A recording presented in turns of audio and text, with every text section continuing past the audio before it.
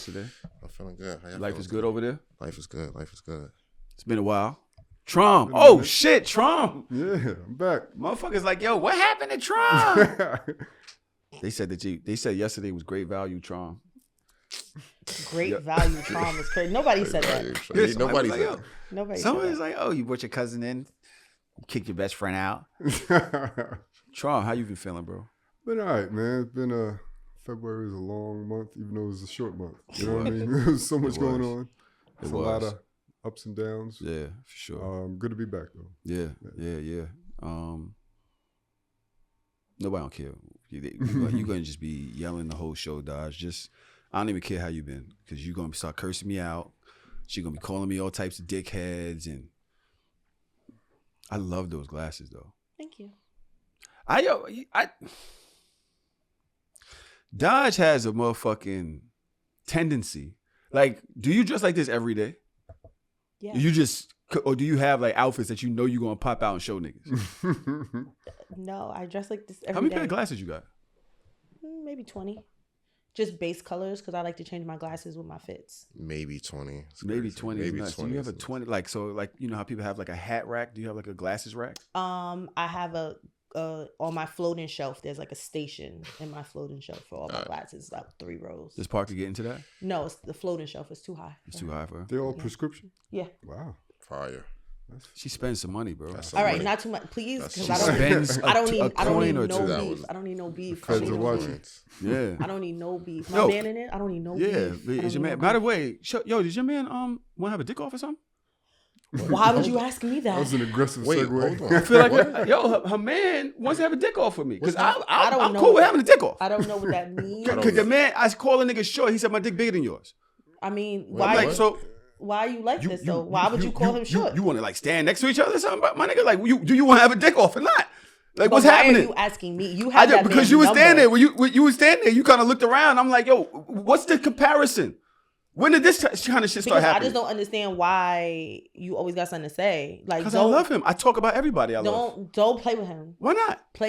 Don't play with him. Why not? Because I said so. Man, fuck. Yo, where you at? Yo, you want to have a dick off? Can you please? And then you do this shit on the show where he cannot defend himself. So, nigga, even if it is, like, why you gotta, come on. Crazy, bro. You want to have a dick off is really some wild ass shit. Motherfucking wedding coming up soon. I'm excited, man. Nigga. How you feeling? It's March, bro. Nigga, it is March. It is March, bro. I'm not okay. I feel nervous for you. Really? Yeah, my stomach gets bunches when I think about it. Because it's such a monumental moment. Oh, God, please, let's not. See that. Look at my hand. Feel my hand. Just thinking about it. Because for one, I want it to go perfectly. Oh, two, it's something I've never done before. For me personally. So I can imagine. What are the emotions that go? What are the emotions that go through your head? Is he talking about having a dick off in the chat? No, he not. I don't know if he in there. Okay. He probably playing video games. Thank God. Because he will do it. Oh man. But what are the emotions that come with an upcoming wedding? Just a lot of anxiety. Planning a wedding period is stressful, but then planning this type of a wedding, because everybody is flying out from different places, just trying to make sure everybody's okay, make sure everybody has all the things that they need, but then also being able to like center myself and make sure I have the things that I need too, instead of worried about everybody else. I feel totally unprepared. But I mean, fuck it, we ball. It's gonna be what it's gonna be, and we're gonna have a ball regardless. So how many checklists do you have? How many checklists do I have? Just for the wedding? About 3. I have 2 running Google document sheets. I have a standing meeting with my bridesmaid, my maid of honor, every Sunday. Wow. I have every Sunday a Google sheet designed for all of the bridesmaids, just to kind of organize everything that they needed. And then I have 2 wedding planners that I go back and forth and communicate with. So it's a lot. Hey, bro. On top of, my regular standing job. It's like running a corporation. Yo, it's a lot, bro. Damn. It is a lot. And then the bachelorette party is coming up. So what are you doing at the bachelorette party? We're going to Houston. For what? Can't tell. strip club. Male Wall strip club, out. women's strip club. Male strip club. I don't want nobody swinging a dick in my face. Are you crazy? I don't know. I look like a fat white woman. No, I don't know what women do for a bachelor. I thought normally they do shit like that for a bachelor party. Now I'm going to the regular strip club. I'm trying to see ass and titties. Ass and titties. Yo, That was crazy. That was crazy. I ain't gonna lie, it's kind of stressful, bro. How's it stressful? Y'all don't even do nothing. Just hearing all of the preparation that she like, yo, I just had my first year anniversary. For being engaged. Somebody was like, "Oh my God, happy first year!" I was, yeah. Hopefully, we get 10 more of these. 10 more for the engagement? Yeah. Nigga, what? Nigga, what? I don't think that's how that's supposed to work. Trying to outdo me, huh? Nah, Tron, please. The math is not mathing. God damn, man. Because it's just a lot of motherfucking pressure, bro. Like, It is. Lord, have fucking mercy. Y'all have y'all fitting coming up. Are you excited for that? No, it's another thing. Oh, damn, that's gonna be a couple $100. I forgot about that. 500. Yeah, right. Tough. There was something I wanted to bring up. I can't remember. I swear I wanted to write it on a board. Yo, getting married is overwhelming. I just want to stay engaged. What? Just listening to y'all planning the wedding. It's overwhelming. It's a lot. Why is it? Every time we start to talk about it, it's just a lot. The But only thing I want to change about being engaged is I just want to refer to her as my wife. So you know what I mean? I'm tired of being my 5 years fiance is wild. That is wild. I'm surprised she ain't stabbed you yet. Nah, we on the same page, which is good. So that's why I don't care about anything else. But Child. yeah. Look, surprise. Wasn't y'all engaged just about as long or longer than y'all was boyfriend and girlfriend? Yeah. That's math shade. is not That's math. That's shade. That's hate. Come on. That's not shade. That's How is that shady? When are you? Come on. That's crazy. I can't ask no clarifying questions in this Don't whole. do that. It's too much. It makes sense for us, and that's all that matters. So, what part of it or the thought process of wedding planning is overwhelming? I'll be honest, a lot of it is the money, and a lot of it is just the planning. Just knowing that's going to take some spreadsheets and dedication and energy. It's going to be out of town. It's going to be a lot of people, a lot of family. You know what I mean? It's just like, all right, we just not in the space to take that on right now. And y'all take too many of these days so seriously, bro. But you know what else? I think the biggest misconception for me is you always look at weddings oh my gosh, they're so beautiful. It's so romantic. It's so all of this stuff. And then you realize that every single aspect of it is meticulously planned. It kind of takes away from it for a little bit. That's why he said, let's just stay engaged. We had the moment already. No. That's the moment. We could just go get the certificate. We can stand in front of a couple people. Yeah. But all this other shit, we had the moment. Yeah. The moment. This is what I was just telling this the other day. You got to pick an anniversary. What? You can't have multiple anniversaries. Yes, you can. Yo, the fucking boyfriend-girlfriend anniversary. Well, no, that's gone once you get engaged. I told her that. She's like, no, it's not. Yes, it is. I said, you can't. We're engaged now. Now we're celebrating the year engagement. Yes, you don't go back to your boyfriend-girlfriend. Boyfriend-girlfriend engagement. We graduated. Yeah. Right. She wants to keep them both. So now I got to do something. We do something for the wedding anniversary, for the engagement anniversary. Then you got to do something for the boyfriend-girlfriend anniversary. Nah. Then you got the wedding anniversary. What the fuck, bro? No. It's women's fucking month. It's like every other month is women's shit. What the fuck?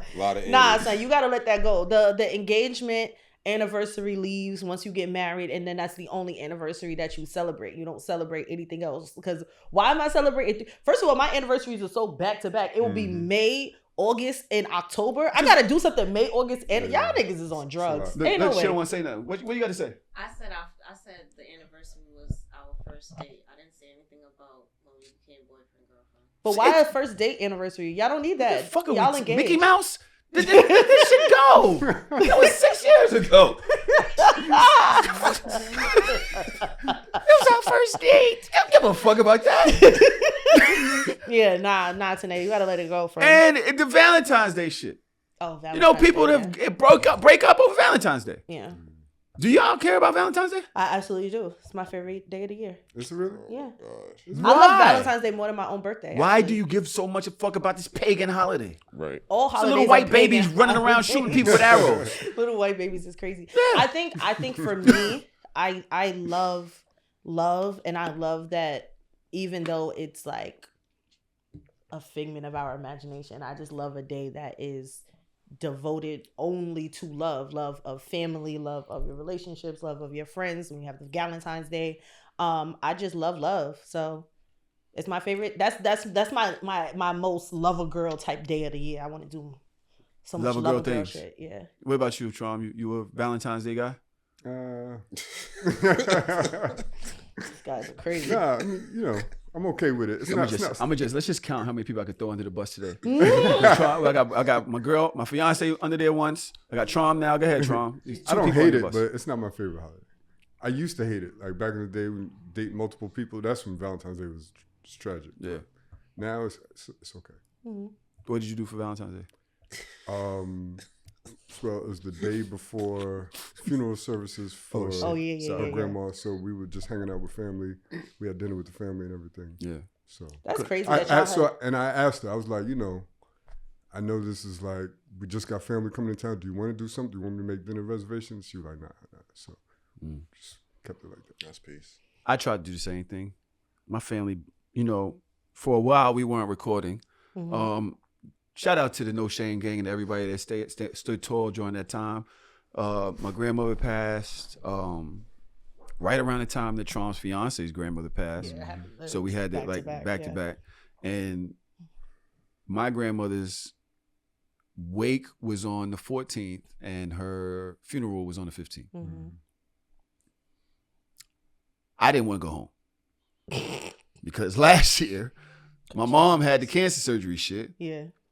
And then I wound up taking my family out. Now, Janae's like, that was another day. But anyway, it was these special days, one of them fucking boyfriend-girlfriend days. Yeah. And I wound up taking my mother out because we celebrating that she wasn't going to have a huge cancer thing, so we took out to dinner. And my girl was just home tapping her foot.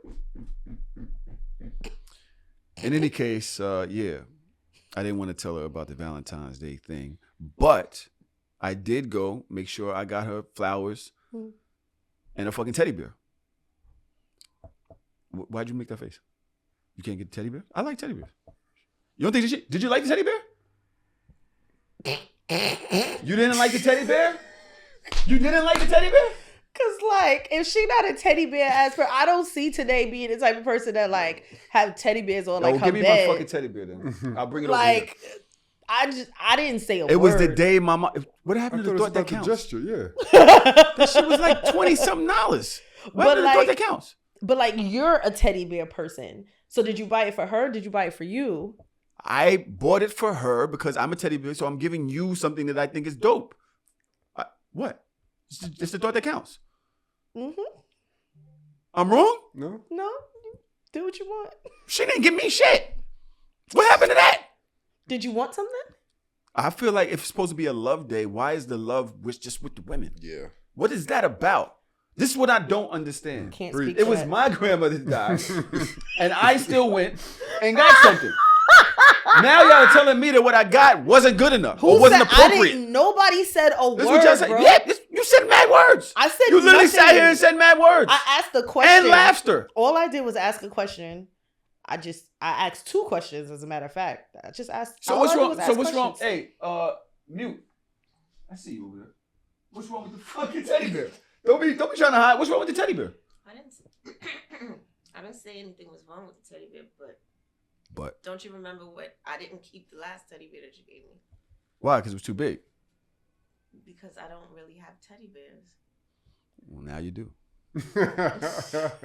Yeah, now you have a teddy bear. And I asked her to name it. Why you don't name the teddy bear? I'm like, she's like, I gotta think of something. Oh, you don't want to name the teddy bear? What the fuck? Yo, you can't do that. I'm doing nothing. No, you can't do that. I'm not even doing anything. Because I'll blow this whole shit up in here. Blow it up, huh? Every time it's my birthday, we got to do something.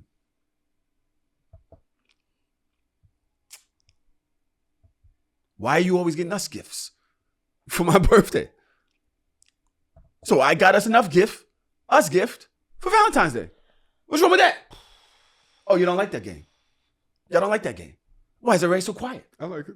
Huh? I like it. Yeah. I like it. We get couple massages, right? We go on trips.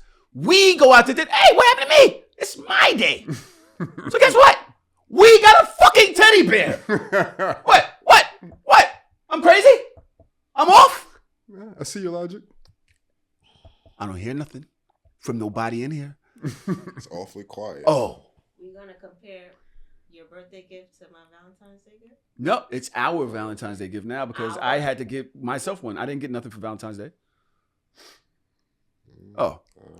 Anyway, that's what I was saying. Women have too many days where they think it's just them. What? Why you can't? Did you get something for Drew for Valentine's Day? Or just you? Our Valentine's Days are not about gifts; they're about experiences. So I did something for Drew for Valentine's Day. Yes, I did. What'd you do? Just made like a little romantic dinner, and it was actually funny because we did the same thing for each other. What's funny? Nothing. Oh, tell me the joke because Nothing. your teddy bear. Nothing. Tell me about your teddy bear. Nothing. Okay? Do your thing. So yes, so we do things for each other for Valentine's Day. We were stuck at home because life. So we were home, and yeah, it was 2 days of romantic dinners and a lot of other. Did he things. do something for you? Yes. What did he do? What I was saying when y'all were rudely snickering. We just laughed. It's funny. We had the same thought process. So he did the same thing, but he just did it at a larger scale. So what, he took you out? No, we were home. He basically turned the living room or the dining room area into like a restaurant. He like made a menu. He made one for me, one for Parker, and he like chefed it up in real time instead of like making a dinner and then presenting it. So he went course by course, like asked us like, what would you like to drink? What would you like to eat? And like made it and then bought it to us. It was really That's cute. mad fire. That's fire. Wait, so the menu had options? Yes, it was a 4-course meal for me, a 3-course meal for Parker with dessert and drink options. That's fire. Yeah, so we basically did the same thing, but again, he did it at a larger scale because I didn't think to make like a menu and all of that. Like You just bought the food out. No, what? Dinner's ready. Okay.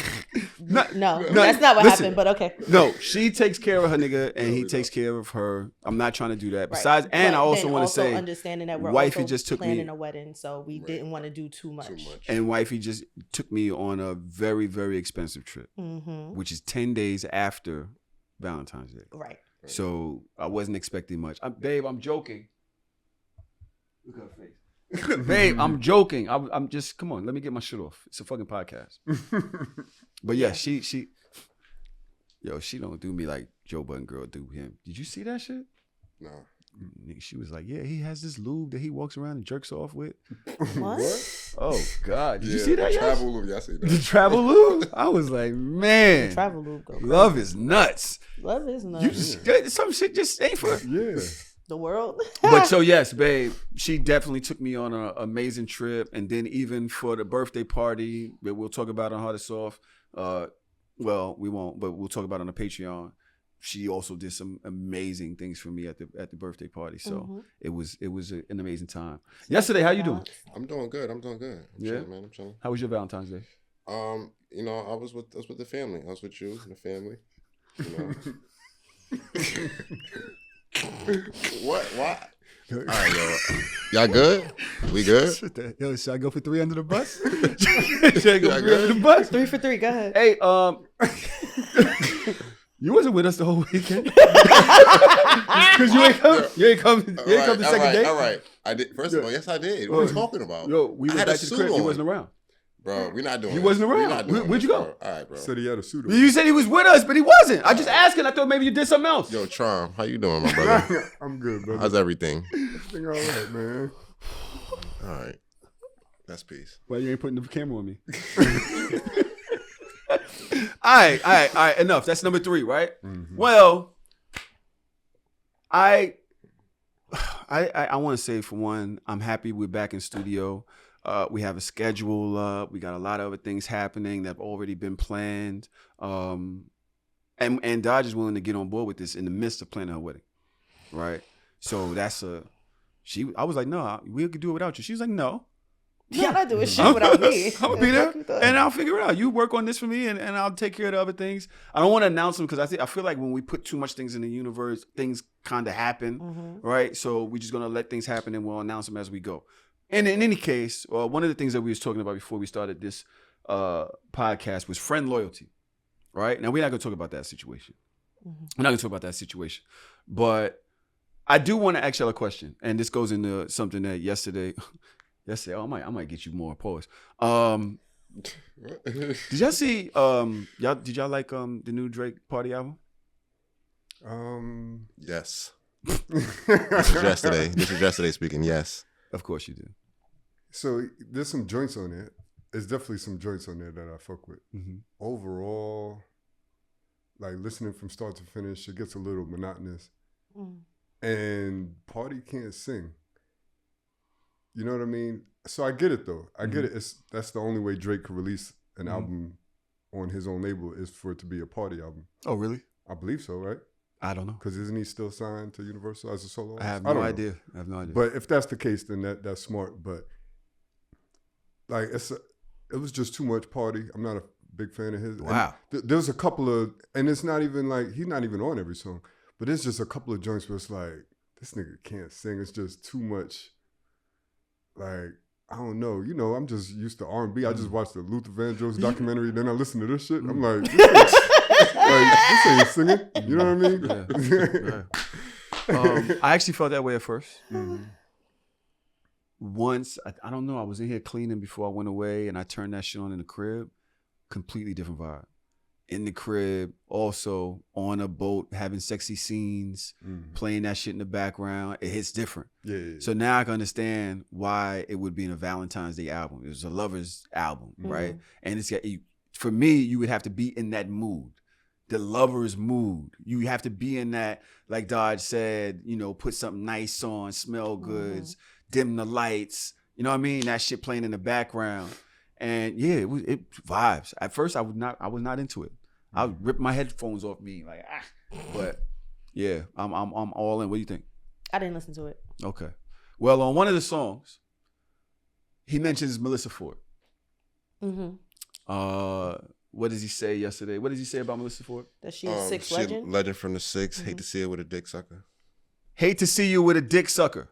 Melyssa Ford, you a legend from the six. Hate to see you with a dick sucker. Hate to see it. The dick sucker most likely would have to be Joe Budden. Am I right? Yes. Yes. Melyssa Ford, people were paying attention to her response to that. When they spoke about it on the show, she was kind of just, stoic. She kind of just chilled. But after that, yesterday, what did she do? She proceeded after they recorded. Proceeded, it's bad. Proceeded. Somebody says she proceeded to. She proceeded to put, change her bio to Legend from the Six. She put the song in her, in her Instagram profile bio. In the bio, she puts the song. She recorded a video, and she was like a beach video where she was walking, and it was just him saying a Legend from the Six looped over and over. So she cut out the dick sucker part and just kept the legend part. Okay. Do y'all think that is a disloyal move to her showmate to do something like that? Yes. Yes. Why so? Because a lot of people say, yo, she cut this thing out. I was speaking about a wife, and she's like, she cut it out. It's like... It's disloyal, but do I stand? Absolutely. What do you mean? I think that you're going to be mad, but I'm dead ass. Mm-hmm. If somebody put my name in a song and called me a legend from the sky, and the next bar is talking shit about you, I'm playing my part of the song. Is it disloyal? Sure. But it's about me, nigga. It's not even about you. Like, I'm hyping me. How is that about me? I'm the legend. I'm the legend from the sky. That's me. Like, that next line, you and that man, you got to go talk to that man. But me? Oh, I'm going to dodge the legend from the sky? Shit. I'll put it everywhere. It's all right. You my friend in real life. You'll get over it. What do you think? What do you think about this? I think it's all right because she kind of flipped it. It's like when Drake took the 69 guard and used it. It's like you taking a stab and you using it. It's one showing that, It's about, I can flip certain shit. Yeah. That's like me, I can't use the F word and flip it because I'm not gay. Mm-hmm. You can't take some other shit for somebody else and say, oh, no, I'm flipping it. No, you can't flip it. It's not flipping it. I'm making it about me. I am focusing on the part that's about me that I resonate with. She is a legend from Canada. She's legendary. She is the That's Melyssa corny. fucking Ford. That's what I'm So saying. yes, I'm gonna do it. I'm gonna do it every time. It is. I'm telling you to your face that if it ever happened, I love you dearly. Don't feel no way, That's a huge shout out for her though. son. But she like, yo, It's about so me, nigga. that shout out does nothing for this nigga. Took her off a Vibe magazine cover from 1982 and put on a show, put money in her pocket.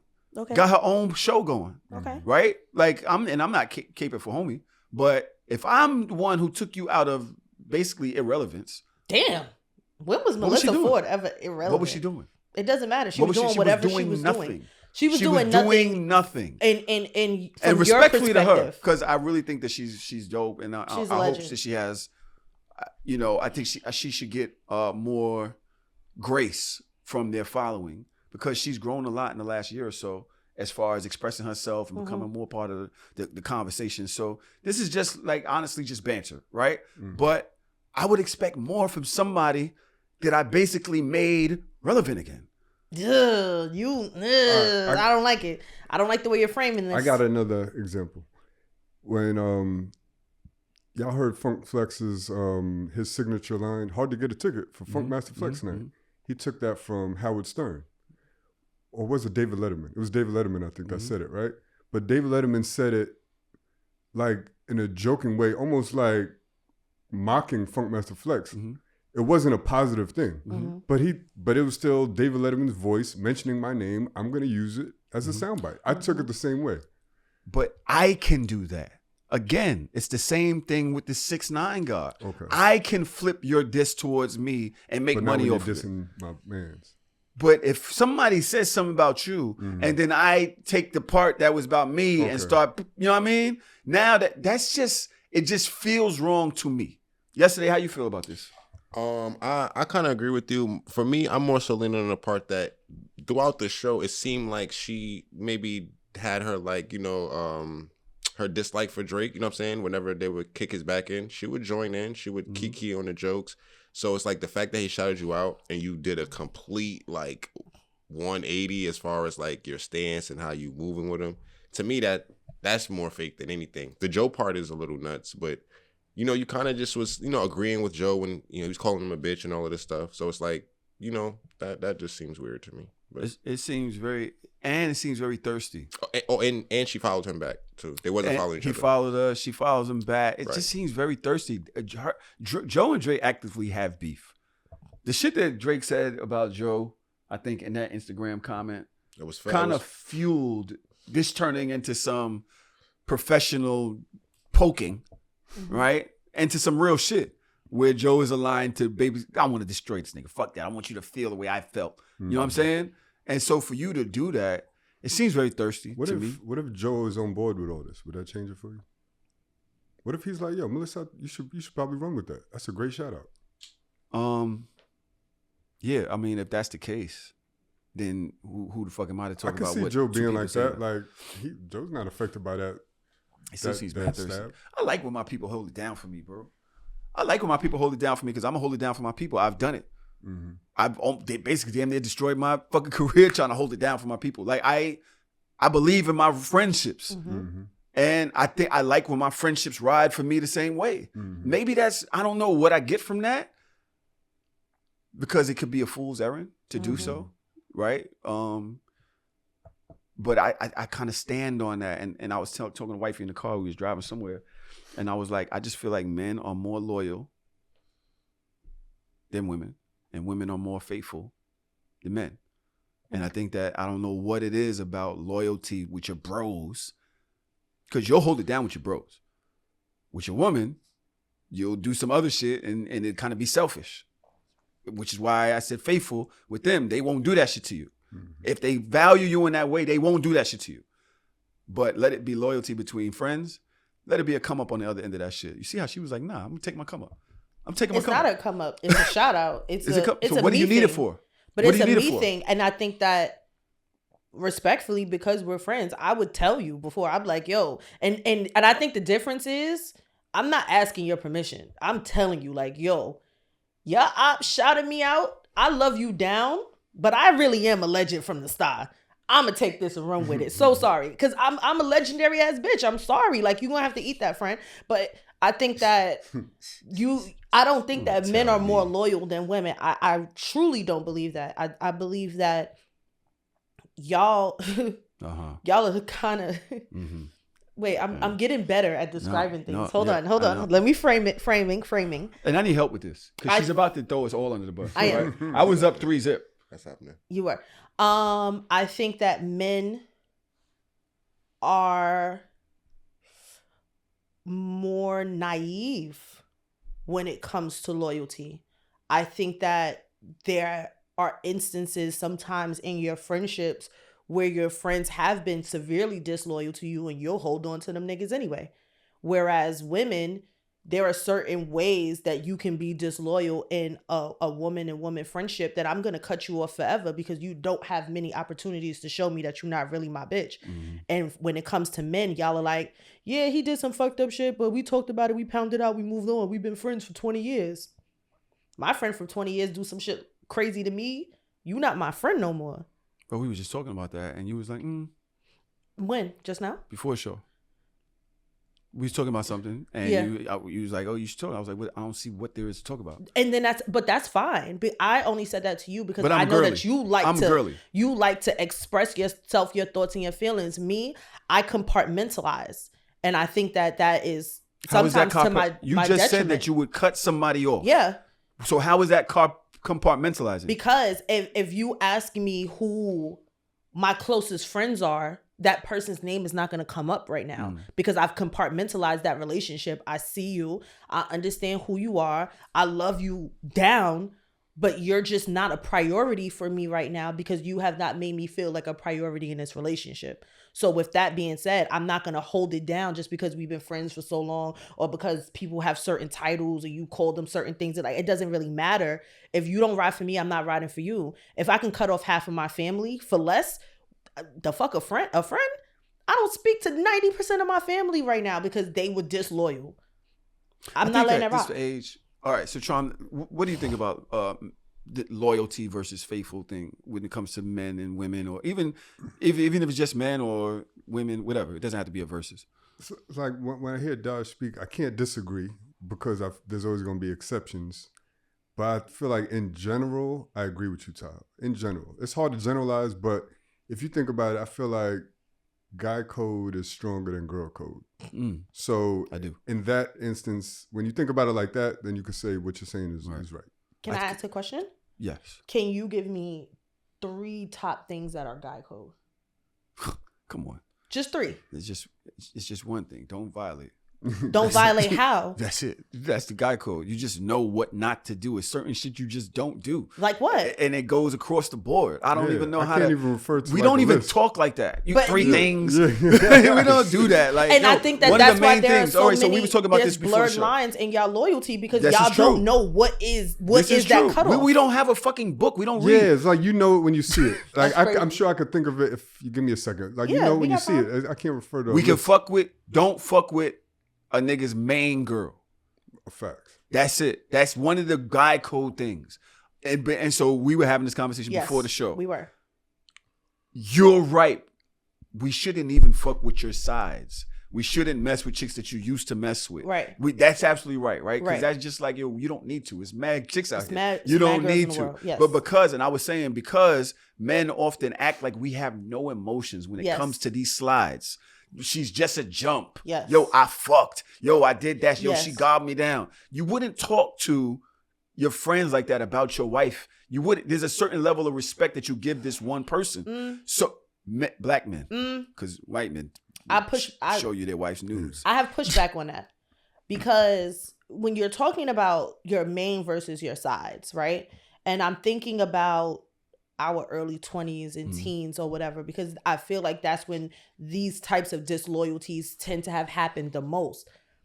You might act and react with a woman like that's your main, but still speak about her a certain way to your friends, not calling her a slide, but y'all don't like to express how much love and admiration and care that you actually have for a person in front of your boys because it make you look like a bitch. So you might really have like real deep feelings for a woman, but your friends might not know to the extent of because you didn't explain it. Yes. So now if he slide with her, you can't be mad, but that's when a lot of niggas get mad. Yes. But then also Facts. on the flip side of that, if this is your main and you love this person and this is like your end all be all and I'm your friend and I see how you treat her behind her back, I'm not believing you when you say that you have this person on a pedestal because I'm with you when you bagging other bitches.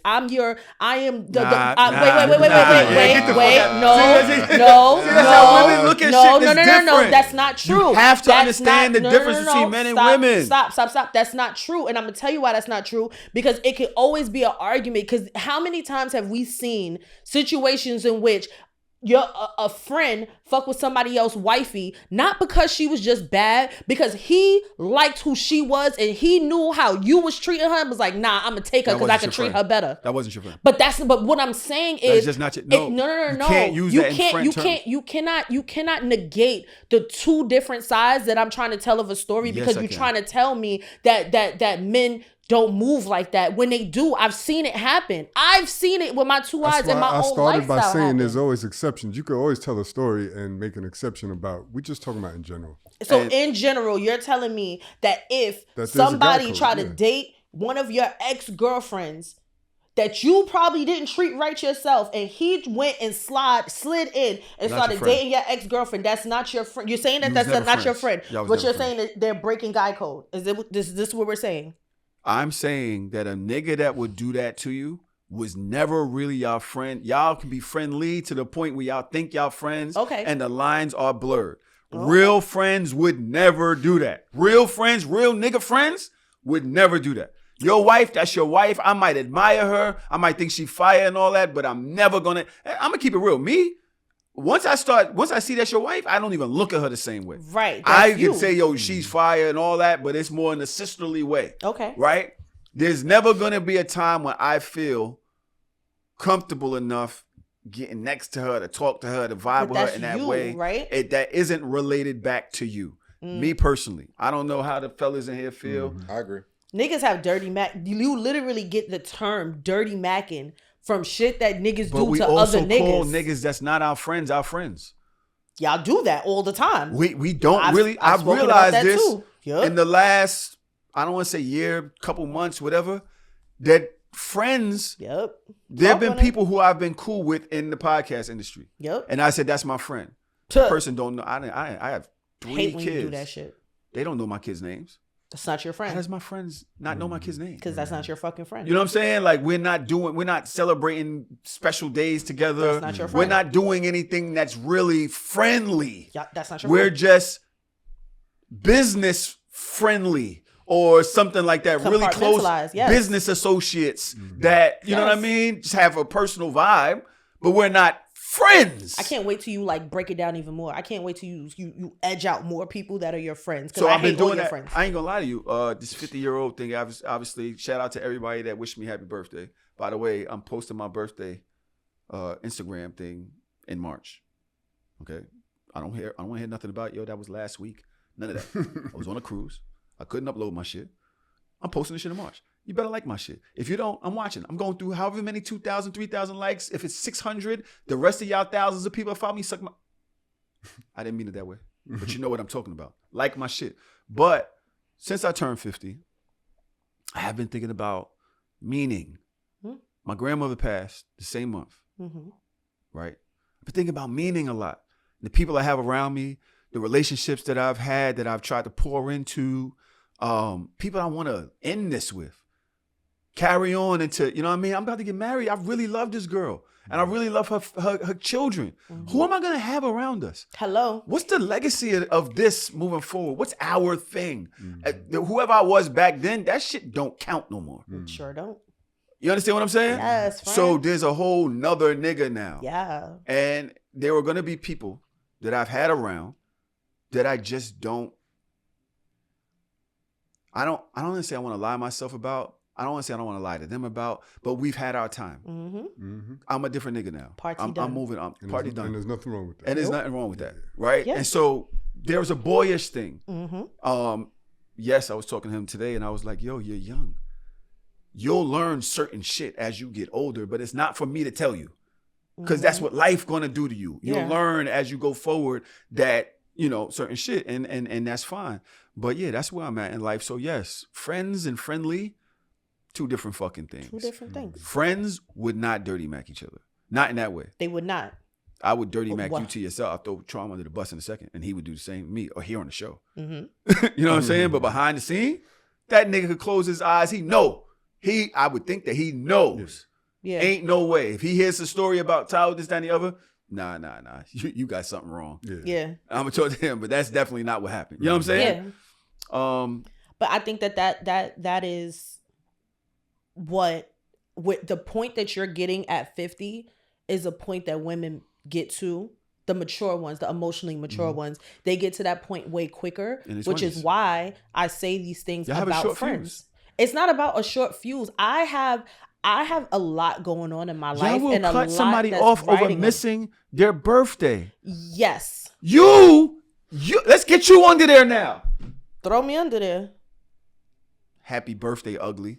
Everybody tend to be paragraphs. All of this wonderful people posting. Yes. And, Tahoe's I posted amazing. You too. turning 50 after. Yeah. Then balloons and fucking confetti. And these are people that's not your real fucking friends that Shut don't up, even let know me your get kids' my names. shit off. Get Go under ahead. the bus. Go ahead. Tell me about the niggas that actually wish your kids happy birthday. Tell me about the niggas that show up for your children. That if your children saw them walking down the street, they would know. They would know who you are. I helped you win the popcorn because you're contest. Uncle Tahoe. Because what are you? So you're I uncle. love you know I love my niece. All right. So what I'm saying is no. Let me Fuck out of finish here. my story. Don't overtalk my story. Fuck out of here. No, don't overtalk my story. Happy birthday, ugly. She sends me a dry ass. Wasn't even the capital letters. I said happy birthday, ugly. I did, and then he blacks on me. No, I didn't black. I said mad dry. I said mad dry, but thank you. She says, at least I remembered, or at least I didn't forget like you did your niece. Exactly. Fuck out of here, nigga. That's hate. I said, damn. Because Parker's birthday is 5 days before mine. It is. Meanwhile, I had to think come. about it. He did not say he wasn't coming to the birthday party that I invited you. Yeah, because you don't fucking read my text messages. No, you sent me a text message birthday party? Nigga, I sent you the whole invite for her birthday party. You never responded to that. I sent that shit. I didn't see it. I hate when niggas pull their phones out. No, I didn't see it. You ain't see this? I did not see it. You didn't see this? That was the day before my grandmother's wake. So you mean to tell me the day before? I've never opened this. You never look and see if I viewed it. Look and see if I viewed it. This shit been passed. I've never seen it. Okay. So you ain't say nothing. I never saw it. I understand what you're saying because I'm not important. Because when have you ever texted me and I just didn't see it for days? Fuck you. I was going through some things. Okay. Literally. It was a very emotionally charged week. I swear to you. This is why we have not recorded. Yes. I had it damn near, went through a whole shit with the other show as well. Okay. I literally was off grid. Baby, am I wrong? Am I lying? No. I was emotionally going through some things. Right. I realized at that moment that the head of my family were sisters who had been, they needed a male influence. Okay. They needed a male influence. I understand that. And I had to step up in certain ways. Yeah, and you was there for your family. There was and a lot I get going that. on. There's a lot going on. I'm not mad at you, first of all. I didn't see it. All right, I respect that. But then Don't say you wasn't mad. No, I wasn't mad. Don't say you wasn't mad. I wasn't mad. You're lying. How the fuck you gonna tell me when I'm mad? Because you bring it up on my birthday. The minute, first of all, because it was petty. I was being petty. Are you being petty? It was funny. It wasn't funny. It wasn't funny to you. It was funny to me. Funny I was laughing when I wrote why it. you was being petty. I was laughing when I wrote it. I was 50. Yeah. You don't be petty on somebody's 50th birthday. Why not? That's our relationship. We're petty every day. So your birthday, I can't be petty no more. You can be at 51. Doesn't matter as much as 50. Okay, you're right. All right, I'm sorry. I've been waiting for 50 for mad long. Okay, it's a blessing. Ain't it I've a been blessing? 50 for like 3 years, trying to prepare for 50. Yeah, I feel you. You know what I'm saying? Yeah. Now I'm like 90 to everybody, but, Yeah, but I'm 50 definitely now. 90. So, no, and I apologized. Did I apologize? Let's get to there. Oh, Let's get to there because women take these days very seriously and will cut somebody off Right. for nothing. People that they've been friends with forever. No, I wouldn't cut you off for nothing. That's women, generally terms. You was general talking terms. about me. You started throwing me under. generalizing. Why you generalizing when you trying to throw me under the bus? I don't give a fuck if you don't make it to my birthday. I give a fuck if you don't make it to my birthday and you don't communicate. Because then I feel like you don't give a fuck about me. If you can't make it, you can't make it. I'm not about to put a fire under your ass. What if I forgot? Huh? What if I forgot? That's how the fuck you forget the same day? We've been friends for 12 years now. You forgot? I will forget your shit. Respect. I'm That's telling peace. you. That's what you said, right? That's I'm peace. telling you. Okay, then forget. So it's not. I'm not trying to We be can both disrespectful. forget. I'm telling you. So let us both that forget. I will forget. Let us both forget. See how they act? Because But I it's make okay it a for her priority. to tell me No, if she posts somebody talking shit about me. Yeah. She's I would tell her. telling me. I would if tell she you did- that. No, I love you to death. I love you to death. I love you in to real pieces. life. To pieces. To boots. But I'm telling you that I might forget your shit. All right. And what I'm telling you is I prioritize things about my friends. I have all of my friends' Except for birthdays. Except in- respect. Respect is Because like why you need to post somebody else shit? post somebody else shit. Why do you need to post my enemy shit on your page? Oh. When they're talking shit about me, when you're talking about Well, it prioritizing, didn't happen yet. how about prioritizing Your respect? feelings? I did. Prioritize respect by telling you before I did it. If I did it without telling you, that's disrespectful. Well, I'm telling you, I might forget. It doesn't mean I love you any less. But And I definitely prioritize forgot. my friends' birthdays. They are on my calendar. I can never forget That's the you. day you were born because you matter And to hold me. on. Hold on. And Trom, you bored? Nah, I got back spasms You again. always had a fucking spasm. Hold on. Niggas are hold off on your spasm right now. You've known me for how long? Too long. How many times have I forgotten birthdays? All the time. How many people's birthdays have I forgotten? Everybody's. Do you but think God that I, do you forbid think somebody that I care forget less? yours. Do you think I care less about these people? Yes. Nah. What? That's crazy. I was gonna run. This shit had to fuck it up. Don't do that. Just because I forgot your shit don't mean I don't fuck with you. All right, but if anybody would have forgot your birthday, you would have had a conniption. No. You a black ass lie. You just sat there and told people that they don't like your birthday post from 2 weeks after your birthday that you're gonna remember and fuck them. They can suck your dick. You just said that. I didn't say the whole thing, but at the end of the day, I was joking. Like, Oh, people don't owe me nothing. so jokes is fun. The people don't owe me. They don't owe me nothing. I don't know them. I didn't help their kids win popcorn shit. Right. Fucking Tish. I tried to help her. They she didn't even win. But here's the thing, right? My But here's kid, the thing. I would post this shit. People was like, man, I just did this shit for popcorn But shit. I here ain't got this. is the thing, right? It wasn't my birthday you forgot. You forgot the person's birthday that actually would feel away because she got mad feelings. So it wasn't about me. It was about her. I thought she was going to say that actually likes you. Oh, no. But at the end But of the day, it wasn't I'm about gonna me. show It was about her. I'm just like, damn, nigga. So why didn't you tell me it was her birthday? Oh, this is drugs now. Why didn't you hit me like, yo, it's her birthday, hit her up? Because Call her. I invited you to her birthday party, which you didn't see, granted. And we celebrated her birthday for 3 days. And I posted it all over my page, which we have already spoken about that you do not pay attention to. So with that being said, I didn't We've know spoken about that it. I had to post my Wait a child's minute. birthday Wait a minute. and then remind you that Wait a it's minute. my child's birthday. You see where the pettiness is coming in? I didn't know I had to do Because that. she said, I know you don't watch the gram. But we've spoken about this We and you did it. said you was going to do better. No. Friend. I'm gonna have to agree with Tahoe. In this Of course you do. Because when do you not agree with because Tahoe? I think the room is going I disagree to, with bro. Tahoe often. Y'all know that. But at this big age, At this bit, because he old now, he gets to forget. Because we're old, to be judged off of your memory that's a tough thing. Like, you can't judge my intent and my consideration and love for you as a friend off my memory. It's not Now, about me. So I will say, Daj, the one thing and I started doing it is adding birthdays to calendars. Because Apple let you do it straight through their contact. It ain't can't trust- hard. But She doesn't you know, have a contact. You're her contact, and I have you in your contact. Your birthday is in your contact. What is it? It should be. What is it? It's not. July 12th. It's in your contact. July I got 12th. friends that remember everybody's birthday. They'll shout you out. They'll put you. That doesn't mean that they're the closest friend to you because it doesn't. that just means that they're organized. They're good. They're good with. You know what I birthdays. mean? They know how to work the calendar apps. It doesn't mean that they're a better friend. He still ain't called a baby and tell her happy birthday though. I just Yeah, want no, to he's supposed to call. I He's literally supposed got back last night. I did. Babe, was When I you on left? my phone? Was When I you- on my phone? What day you left? The 20 something. 20 what? 4th. Oh, her birthday's the 20th. The 20th. I didn't know. I told you I forgot. I said I did forget, and I'm sorry. That's supposed to be but your you should have February used buddy. your That's words. supposed to be your Pisces twin. I have people It's March. You know when she was born, nigga. You was there. You were in the hospital room. Which shows how close of a friend I am. Motherfucker. Okay. Remember the baby. This just shows how close of a friend I am. You are, and that's why Right. I don't feel no way. And You might want to call a baby though. I She definitely will. She gonna turn up on that Today ass. is my first day, and my BM is already hitting me like, yeah, so. Anyway. Welcome back, bud. Come get your kids. Just as far as loyalty and shit like that, We I'm tight loyal like a to booty my hole, friends. friend. You know that. You know that. I saw Jim Jones on Hot 90 on the Breakfast Club. Breakfast Club. Mm-hmm.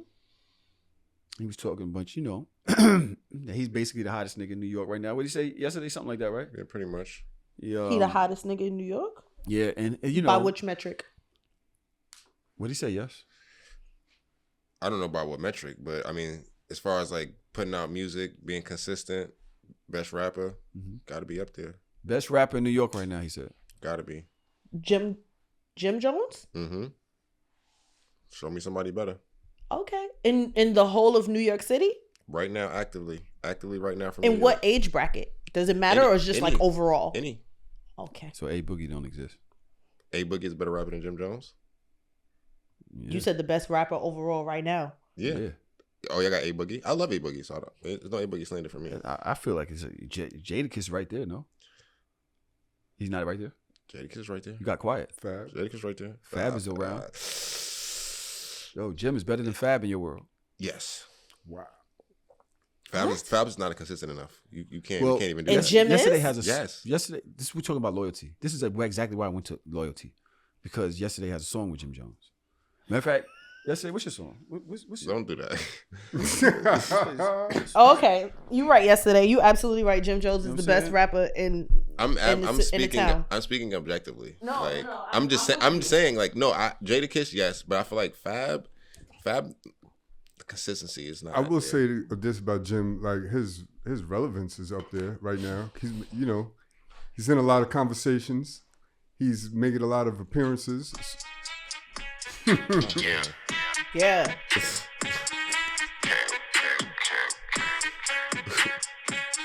song's called Lucky featuring Jim Jones. Search yesterday, YESSS, today. Shorty, they fuck with my niggas, they trust me, I put in the work, I ain't lucky. Oh. Knew it was different when I seen them rags, big dog, not no puppy. I know some young shooters straight from the hood, ain't had a grace in Kentucky. Bitches, they all on my line, but they wouldn't hit me when the nigga was dusty. Tired of you niggas are stealing the wave, reading the mail, skimming the Drake in page. there. Ain't out of my level, can't pop what you pedal, they put you right out of your bezel. Soon as it's action, it gets to the rat and they go in the court trying to settle. Praying to God, ain't think about that shit when they just walk with the devil. I know some people that's real as it get. They do you filthy, then hop in the lift. All this is shining, but seeing no splits. Putting up shots and I don't even miss. Drive like I'm Kobe and going for chips. When you believe it, ain't never a risk. Don't need white niggas, they all on my wrist. Shorty want tea and I'm giving the brisk. Shorty, they fuck with my niggas, they trust me. I put in the work, I ain't lucky. Hey. Knew it was different when I seen them rags. Big dog, not no puppy. Wow. I know some Come on, young big shooters dog, straight not no from the puppy. hood. Hold on. Ain't had a grace in Kentucky. Hold on, Jim coming. Bitches, they Pause. all on my line, but they wouldn't hit me when the nigga was dusty. I never gave a fuck about a bitch. I'm a big dog, not a Frenchie. Came back with the 45 like Michael Jordan can't bench me. But I got shooters on my bench, B. And they gon' shoot until it's empty. Had to stop with the FaceTime, cause all she do Hold is on. want to tempt me. Big body and the ass is right. Thank to God that my cash is right. Probably was a dog in my past life. That's how I was dogging her last night. Send the Addy for his whiz by. Hey, we talking about loyalty. Okay. We talking about That's loyalty. just He's like not gonna, fuego. I So like the yesterday song. you gonna drop the track where you shout me out and then like throw Tahoe under the bus so I can put it in my no. Or use that as your bio? Yeah. Yeah. Come on. Yeah, Come on that's with how, it. That's how we gonna do it. I see. Let's do it. so Call it the bus driver. he's not gonna. He's gonna say, because Jim can rap. Of course he Jim's can. fire, Yeah. but he not Fab fire. Like, let's just be real. I'm just being real. Yo, Capo, don't do that. Okay, He's not I'm Fab 50. Fire. It's He's crazy. not Fab Fire. Come on, bro. He don't have That the is- Fab longevity. Are you smoking? He don't. He bro. is smoking. Are you actually. smoking? Wait, so you saying that hold Jim on. Jones is on the level as Fab and Jadakiss? He on the same level lyrically? Oh, lyrically, Jadakiss. No, let's just put Jada somewhere else. Let's not get crazy. So lyrically, he's on the same level as Fab. Yeah, bro. Fabulous last project was what? Young OG. Oh, my chest. Am I lying? Hold on. Hold on, wait a minute. Hold on. Hold on. Let's please stick with the facts here. Okay, Frank. Fabulous last project was what? Young OG. That was what? 2017, 18. Jim Jones has put out 6 albums since then. That doesn't make him a better lyricist. Definitely Bro, you doesn't. can't say that Fabulous is Just more means he relevant got or more more time on his consistent. hands. Yeah. No, he's a better rapper. Go He listen. got more time on They his gotta hands. go It's listen to the crazy. music. Why would you say that? They gotta go listen to the music. Fabulous is actually on Jim Jones' new album. So because this is because New Fab York. needed a It's look. New York. Oh, you said because Fab He needed a the look. moment? He needed the gym Hey, look. listen. Listen. Don't Listen. take my word. Listen, for we it. ain't saying Jim Jones is weak. We're just saying I'm definitely not saying. compared to Fab and Jadakiss. Jada, no. Why you Jada, keep we're bringing good. up Jadakiss? Yeah, that's Because what I'm saying. leave We're Jadakiss good. out of it. Like, Well, I'm only bringing him up because he said he's the number one nigga in New York. consistency wise. Jim was up on the Breakfast Club, and they was having a conversation on Twitter about the fact that he is the oldest young nigga in the world. That's funny. Niggas call Jim Jones a YN? Yeah, he said he's the oldest young nigga in the world. And I think they brought that up on the Breakfast Club, and he was like, "Yo, that's facts. That's a good thing. That's a good look." You know what I'm saying? He was like, "Yo, it's respect. People my age don't really get to touch the younger generation." Mm-hmm. You know what I'm saying? You got Nas might have dropped something, but there ain't no young niggas listening to Nas. Mm-hmm. You know what I'm saying? So it is good that I'm able to cross generations.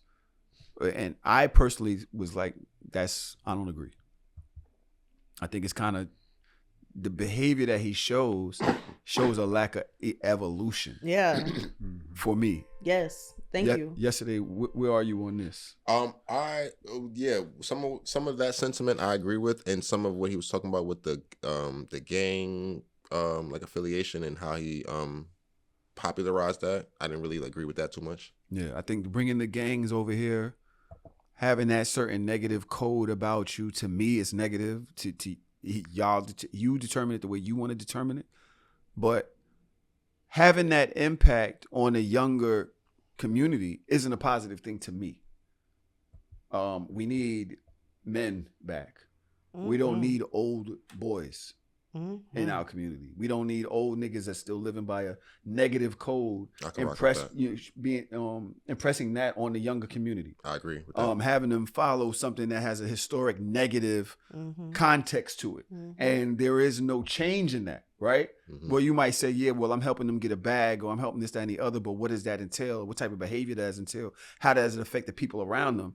Hello? Me personally, where I am today, and Jim, you are where I am today as far as age, money-wise, no, you got me beat. You don't know that. Either way, I would think that even popularity-wise, you got me beat. Okay. There's a message that we should be sending. Y'all community's hurting. Our community's been hurting. We've seen what it's affected. We've lived through that. Why would we want our children to live through the same shit that we live through?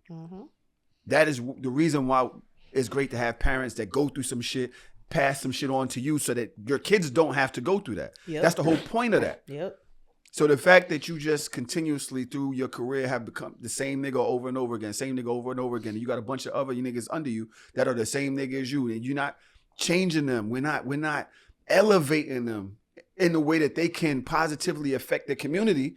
I don't look at that as a good thing. Me personally, I don't look at that as a good thing. Yo, call me a YN, I want to fight.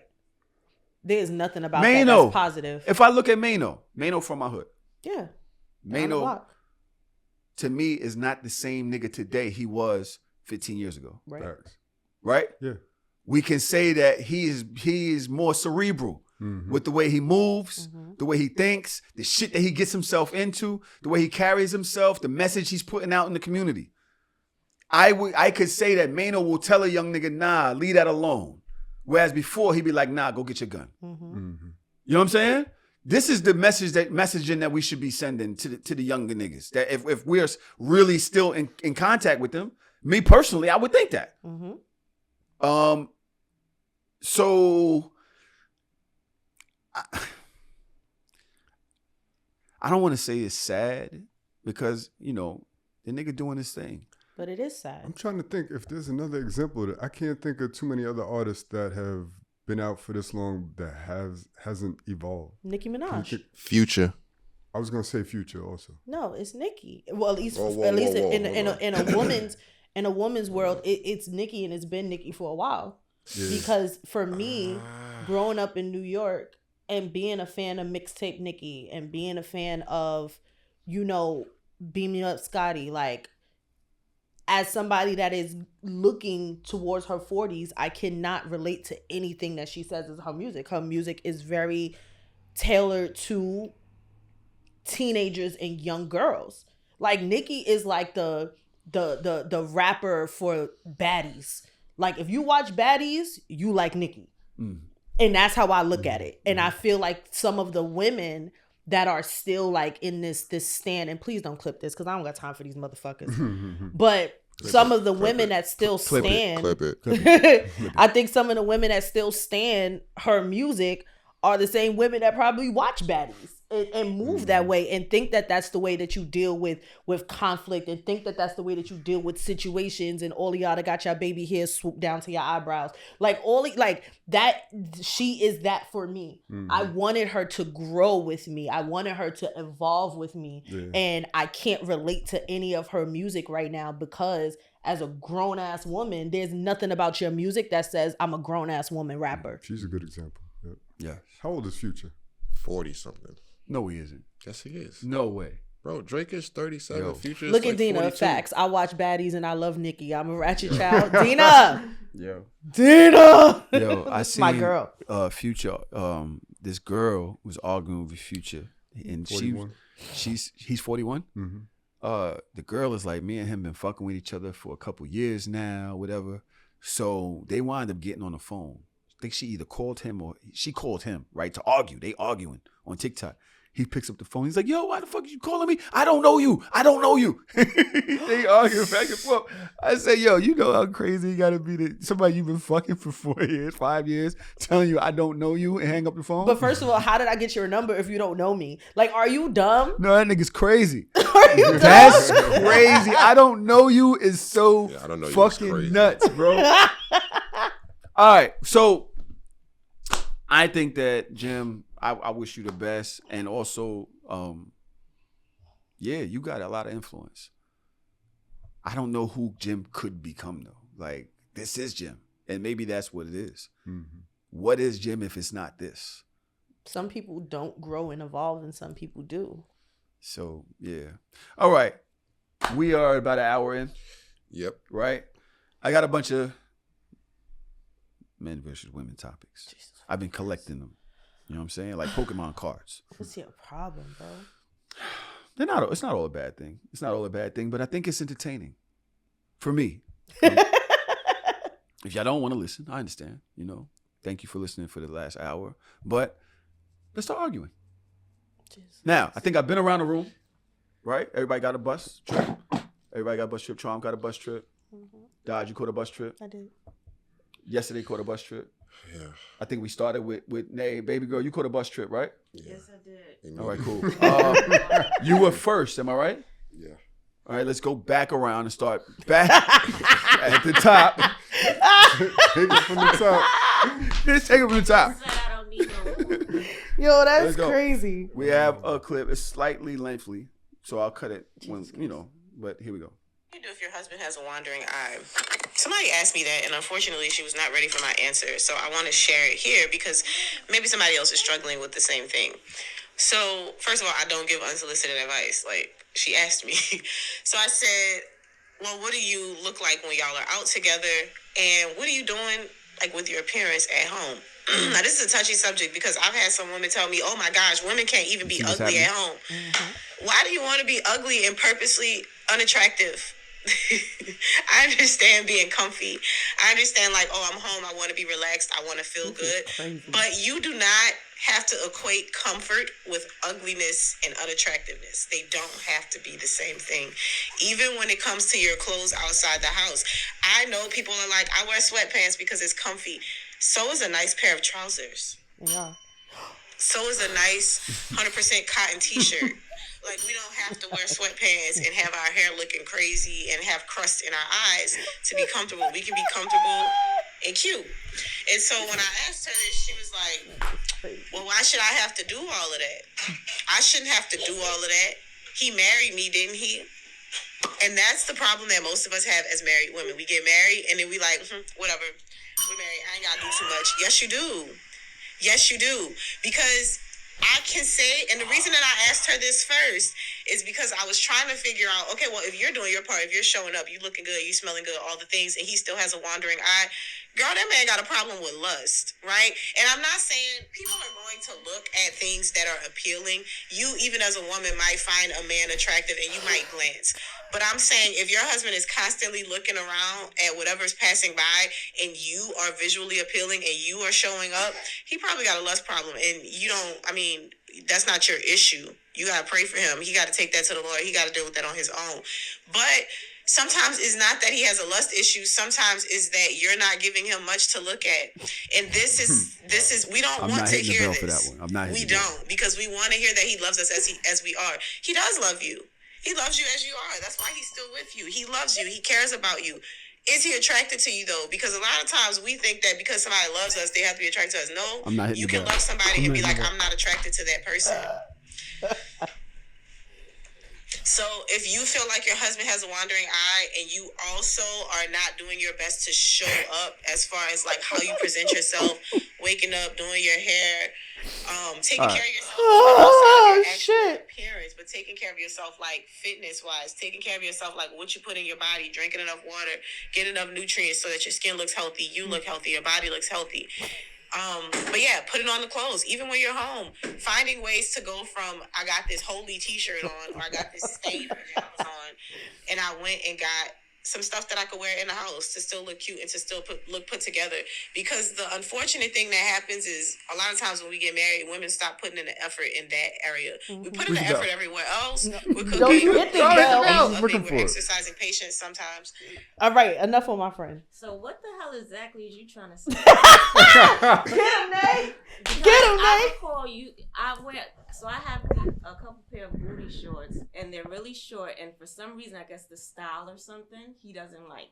Yeah, it look like granny panties. They do not. They look like booty shorts. They look like granny. They have like flowers and tomatoes on them. No, they fucking don't. What are you talking about?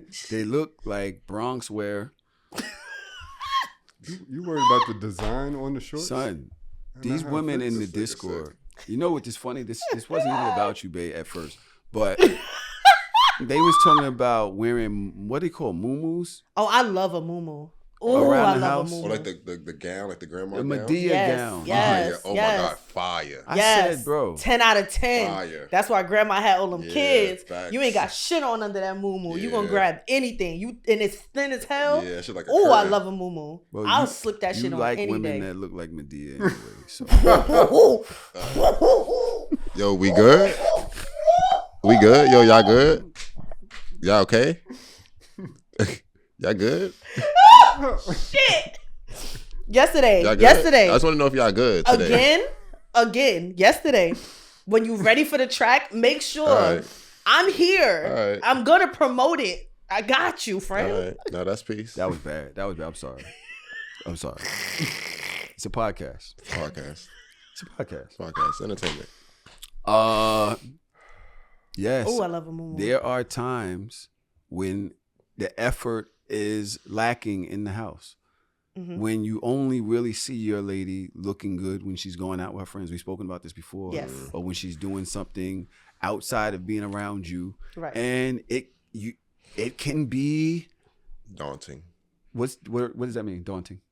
Like, it could like weigh on you. Like it's like knowing that bro, she's doing that and it's not happening for you. I don't never see you fire unless we doing something else, and you can be fire in the crib. Very lately, she has been paying attention to this. You know where it started. This girl comes in the house one day. I come in the house. She's got one eyelash on. Nigga. The glue was coming off. I wear clusters. Nigga, she wore that shit for the rest of the night. Coming off and it was irritating. I'm like, why am I here? Why am I here? Why am I here? I could just go sit in the park for this. Yo, can you imagine? Yo, yes, she just walking around the house. I'm like, yo, what the fuck is this? Yo, God. Yo, and it's crazy. I can't even look at you right now. Cause you look at somebody and you're trying to figure out what's going on. And you're like, there's something different about you. That fucking lash is just like, and I'm just like, do you have one eyelash on? And she just starts laughing. This is not funny to me. What the fuck is this? This and granny panties. It's not getting you fucked tonight. I don't fuck you. Respectfully, I'm sorry, I do. But not that night. Not like this. This is weird. I do a lot of weird shit, but not like this. Yo.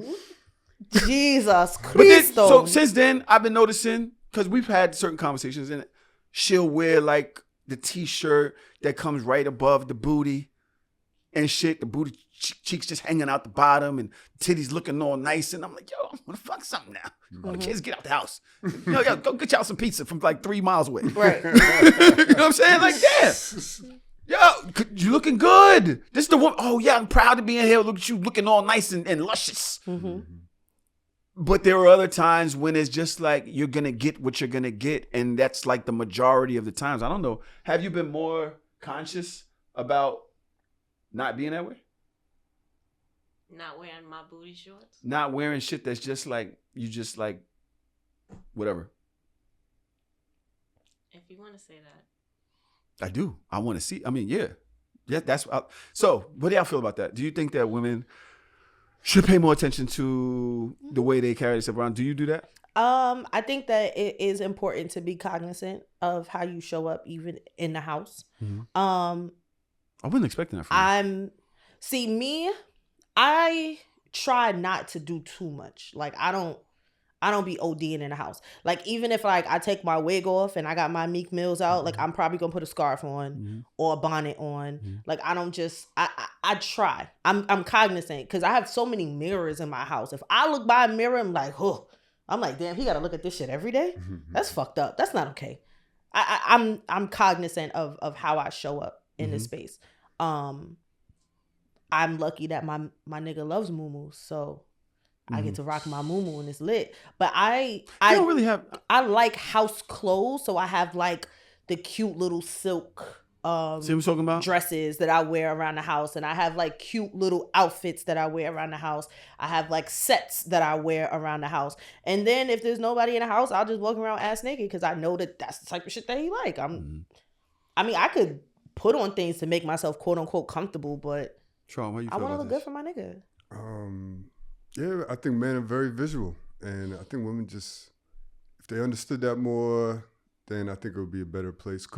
I'm not even looking for wifey to initiate sex, but all you got to do is put on the right thing, and I'm gonna naturally just have that aggression and testosterone going. You know what I mean? So if you just put a little thought into that. So I see Cam, made the statement. I would just say, fellas, make sure you're on point too. I don't disagree with that, but I think men are more visual, and I think we have to understand that. And they always try to. What's he called? Conflate. Deflect. Conflate? No, that's not the thing. They always try to but y'all, right. just take y'all medicine and go. Yeah, no, I want to sit here with the medicine for a minute because I do wholeheartedly agree. Like, just because I'm in the house, I could be comfortable and not be undesirable. This is what I'm talking about. That's you walking it. around with one eyelash? Sorry, baby. This is just a great example. But yo, what the fuck, man? Why you ain't just take the other one off, babe? I literally just took it off. But might I add, I'm always naked in my house. So, like, always naked. So, it's something that you're basically looking for me to put on. So You don't want me to see me naked. No, I don't. You got kids. Are So women it's kinda just weird as for me. visual as this too? That's what Julia said. What? Are women yes, just as visual? to a degree. Like there is one way that he can walk around the house with like t-shirts on and sweatpants and stuff like that. And if it's just the two of us in the house, I'm gonna look at you like you crazy. Like, why you got on so much fucking clothes? Like, why you take that shit off? Like, I like to see my man walking around in like boxer briefs and nothing else on. I like to see the way he walk in when he just come back from the gym. You could tell he was lifting. He all swole up here. I'm just like, I'll shut everything down. Take me down. Yeah. I was Take me down. I hate that shit sometimes when we record virtually at home and he walk in, because normally he goes to the gym when we record virtually. He come in, I just be like, so podcast done? That's when she starts signing out. So y'all know. When you start getting quiet, because you done walked in the room. Pod over? I want to go rub on my man. Yes. So when she said that she's always naked, she knows. All right, I'm gonna get to personal shit. At the end of the day is, yes, look nice is not just naked though. Yeah. That's a thing. Look nice is not just naked. And especially, bro, I don't know. Yesterday, what do y'all think about this? What do you think about the moo-moo? What do you think about the, not lash, but, you know, when they don't really be on their shit in the crib? Do you think that can contribute to men not being as attracted or something? Yeah, because I do think when you're in the crib, I think your in the crib version of you is probably what your partner sees the most. So I feel like they have to be comfortable with at least that version, right? So I appreciate a good moo-moo. You know, I appreciate like lingerie and stuff like that. But everybody's not like that though. So, you know, it really just depends on the person and how they, you know, handle the mix. I don't really like everybody's not like that talk.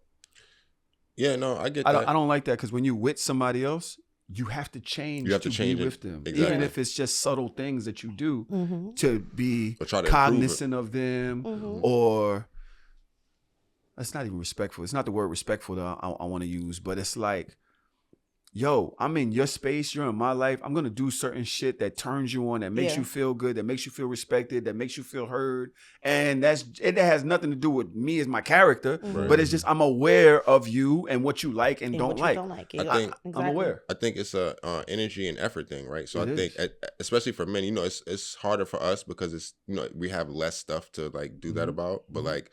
Just like Dodge said, like, you know, certain stuff that your man do, like, you know, when coming from the gym, or like me personally, I don't have like muscles and shit, but like some people, yo, can y'all just relax? Why'd you say it though? Because I'm like, all right, because I'm like, laugh at that? Yeah, you know he's gonna laugh at that. But it's not like, but everybody's shit is not the same. So it's not like, oh, I'm about to come in looking buff. I might wear like a long john something, and I, you know, I'm looking cut up like Spider-Man. So you know what I'm saying? Everybody's different. So you got to just do. I think what's best. You have to just do what's best for your partner. I'm gonna put up my super suit. Nigga said spandex. All right, no, I respect it. No, I respect it. I respect it, but yeah, it's definitely ways that you know that your partner's gonna. Why is this? All right, yo, I got it. I tried. No, I tried.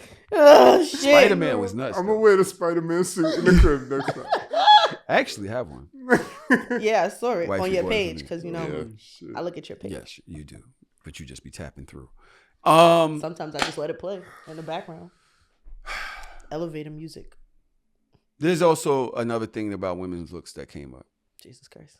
Jessie Woo was on a show talking to Medina Monroe. I don't know if Medina has her own show now or something, or if it was Jessie's show. I'm not sure, but they were on some show, and Jessie Woo said, "Do you think men should see us in our natural state before they get in a real relationship with us?" Whenever I've heard a man say, "Let me see what you look like with no makeup. Let me see what you look like without the hair," I feel that man is telling you that he does not have the money to finance your beauty upkeep. Don't come over here thinking that I'm going to go to Sephora and get you some makeup. So I need to see you without all that because I want to strip you of all that because I ain't got it. When a man says that to you, he wants to strip you of everything. He doesn't want you to have the thought process of maintaining yourself.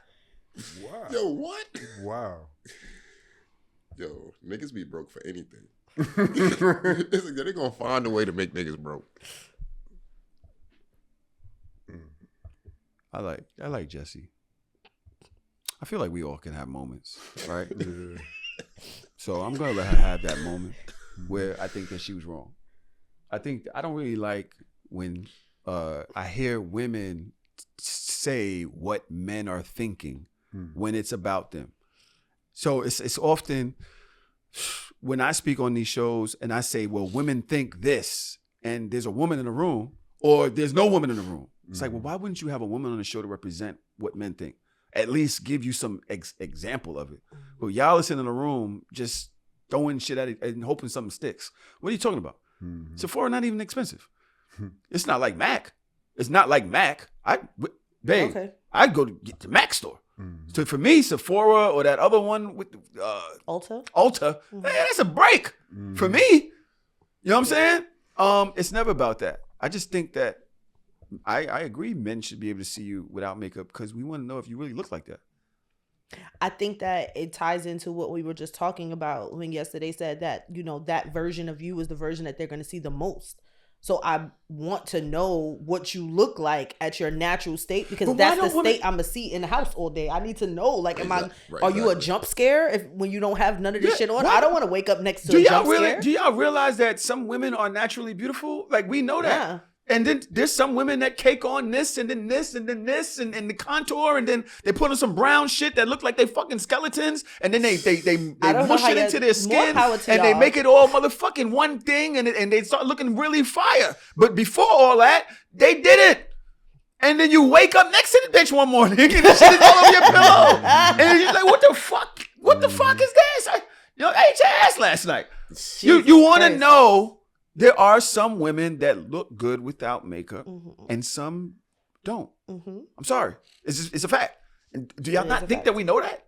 Like, you don't think that we like naturally beautiful women? And it doesn't say that the makeup has to make you naturally beautiful, but we want to see what's going the fuck on.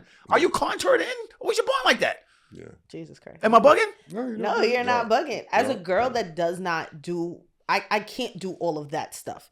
I do a brow, a lash, a powder, and maybe a gloss. I don't even do colors. So for me, just to see as much effort as women put in all the time, I can understand how a man will be like, all right, I see what you look like at your best, but who are you really? Like, who are you when you in the house after you just washed your face and you did your skincare and you take your wig off? Is this somebody I can wake up next to every day?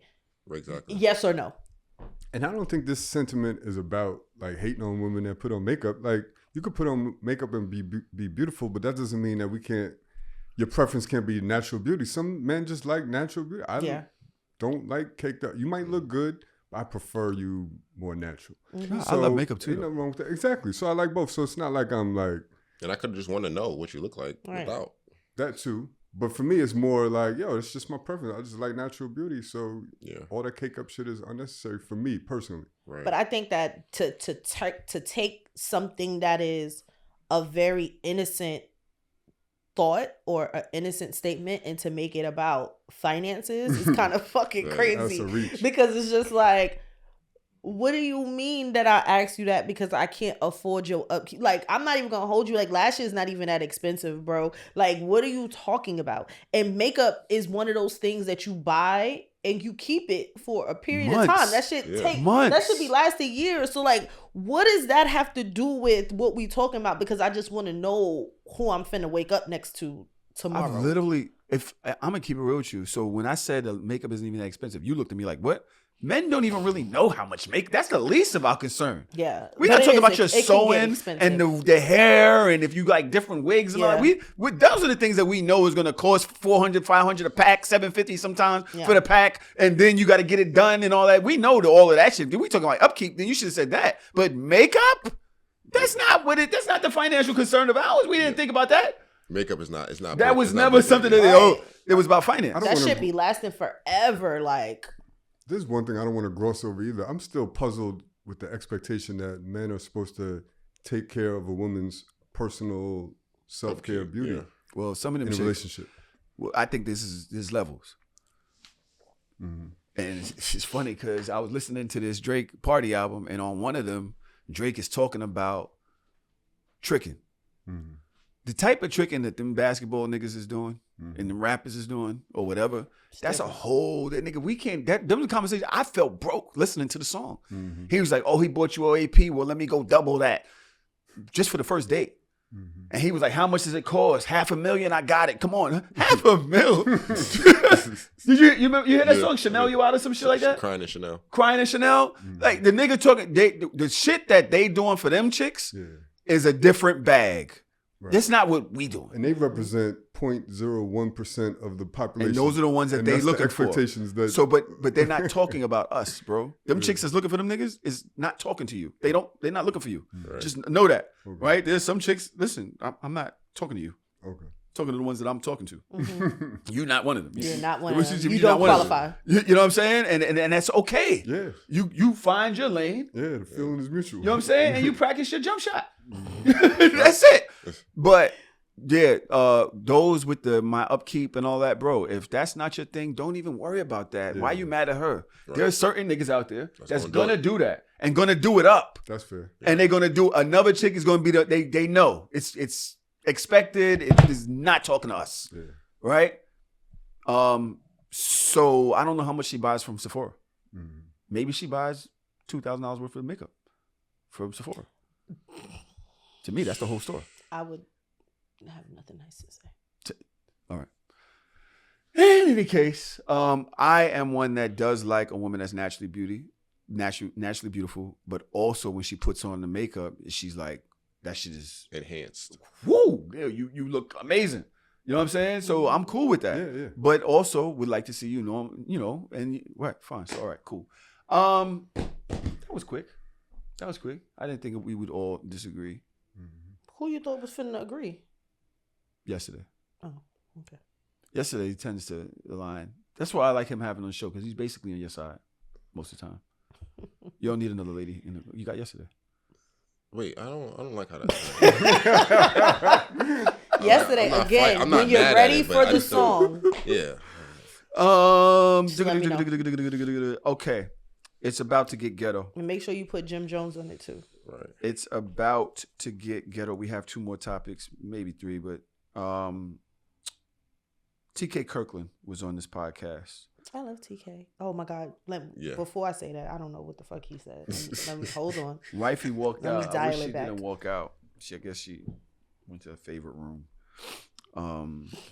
This guy's crazy. The caption says, comedian TK Kirkland says it's mental illness for a man to raise another man's child. That's like a gay man who wants to be a woman or a woman that wants to be a man. Oh, come on. You see, I knew I had to dial it back. Family. You'll feel better. If you have your own family, your own children, when you do for that child, it's meaningful. It means something. When you're raising another man's child, that's mental illness. Have you ever tried to do that? That's crazy. I've done that. Oh, you've done. Okay, speaking from experience. Okay, yeah, got it. It's mental illness. It's really one of the worst things you could do. Raising another man's child is mental illness. It's mental illness. Explain. Because please. You're raising something that don't belong to you. That's some horrible shit to pretend. That's like a gay man who wants to be a woman or a woman who wants to be a man. You're pretending to be something that's not natural. And nobody talks about it in our community. Men think that's what they should do. And you know what happens? Financial fucking debt. And then when your money is out, the pressure that's on you, the stress, you end up dying early. And you out of here. And don't nobody give a fuck. And the kids will love you. Yeah, if you're a good person. But there's not stress. You ever notice that you can be a stepfather and the dad, the birth father ain't shit, but they still love that motherfucker like he paid the rent. Right. It's still groceries in the house. They still show love to dad. Because that's their daddy. Exactly. No matter what. Why should you go through that? Why? I see the root of that. That's some bullshit. I'm gonna lie to you. I'm glad you said that. What do you mean you see the root of that? I see the root of his disdain for raising somebody else's child. It's jealousy. It's a jealousy and an ego thing, because no matter what you do, you feel like you can't eradicate the fact that these children still belong to somebody else. So that is you doing things and wanting something in return. You want that ultimate love and loyalty from children that don't belong to you. So then you feel a type of way. So that is just his unprocessed feelings of being there for a child that probably chose or still commended and was there for their biological father even though that person was not there for them. But it sounds like he's in competition with the father, in a way. I can see that, depending on who the father was. Like, knowing my situation and like how my life is set up, I know I do not have the emotional intelligence to deal with my child feeling any type of admiration for that other person. I personally would lose it. And I would also see it as a slight and a complete disrespect and disloyalty to Andrew. So I can see how, if that's something that you've been through, how you can have that thought process forever. Like, I must have been bugging, because when I was there and I did X, Y, and Z and this was the outcome, I would never do that shit again. I can see it. Is he wrong? 100%. But I see it. I don't look at it that way, because stepdad and dad is two different things. Mm-hmm. Your dad is biological. Yeah. This is a person that your genes are attached to this person. Yes. And I know that the way they are today may not be the way they are tomorrow. Right. I've been through life long enough to see people in two completely different spaces in their life and show up two completely different ways. Yes. And I can allow that time to happen for y'all. Mm-hmm. I'm a completely different essence. Mm-hmm. I am a here and now type of person because there's no genes involved. Mm-hmm. So I'm showing up now because I'm here. I'm with your mom. I'm here. I'm gonna pour into you like you're mine now. Yes. Because I'm present. I don't know what the future looks like because there is no biological connection. Mm-hmm. Does that make sense? Mm-hmm. So that's two completely different roles. Yeah. One which doesn't negate the other or supersede. Mm-hmm. Because just because your dad comes and does this does not erase what I do in your life. Right. It doesn't have to be a juxtaposition, if that's the word, where, it's one or the other or one on top of the other. It doesn't have to be that way. So I'm trying to figure out why your efforts need to be compared to the others. Right. What do you think, Tron? Yeah, and when you try to compare it, that's like, you can't compare it. And to Dodge's point, it's kind of like he's, so it sounds like he's not being selfless. And raising kids is a selfless thing. It should be. And if you're thinking about competing with somebody else, it's just problematic, especially because, that person has your genetic makeup.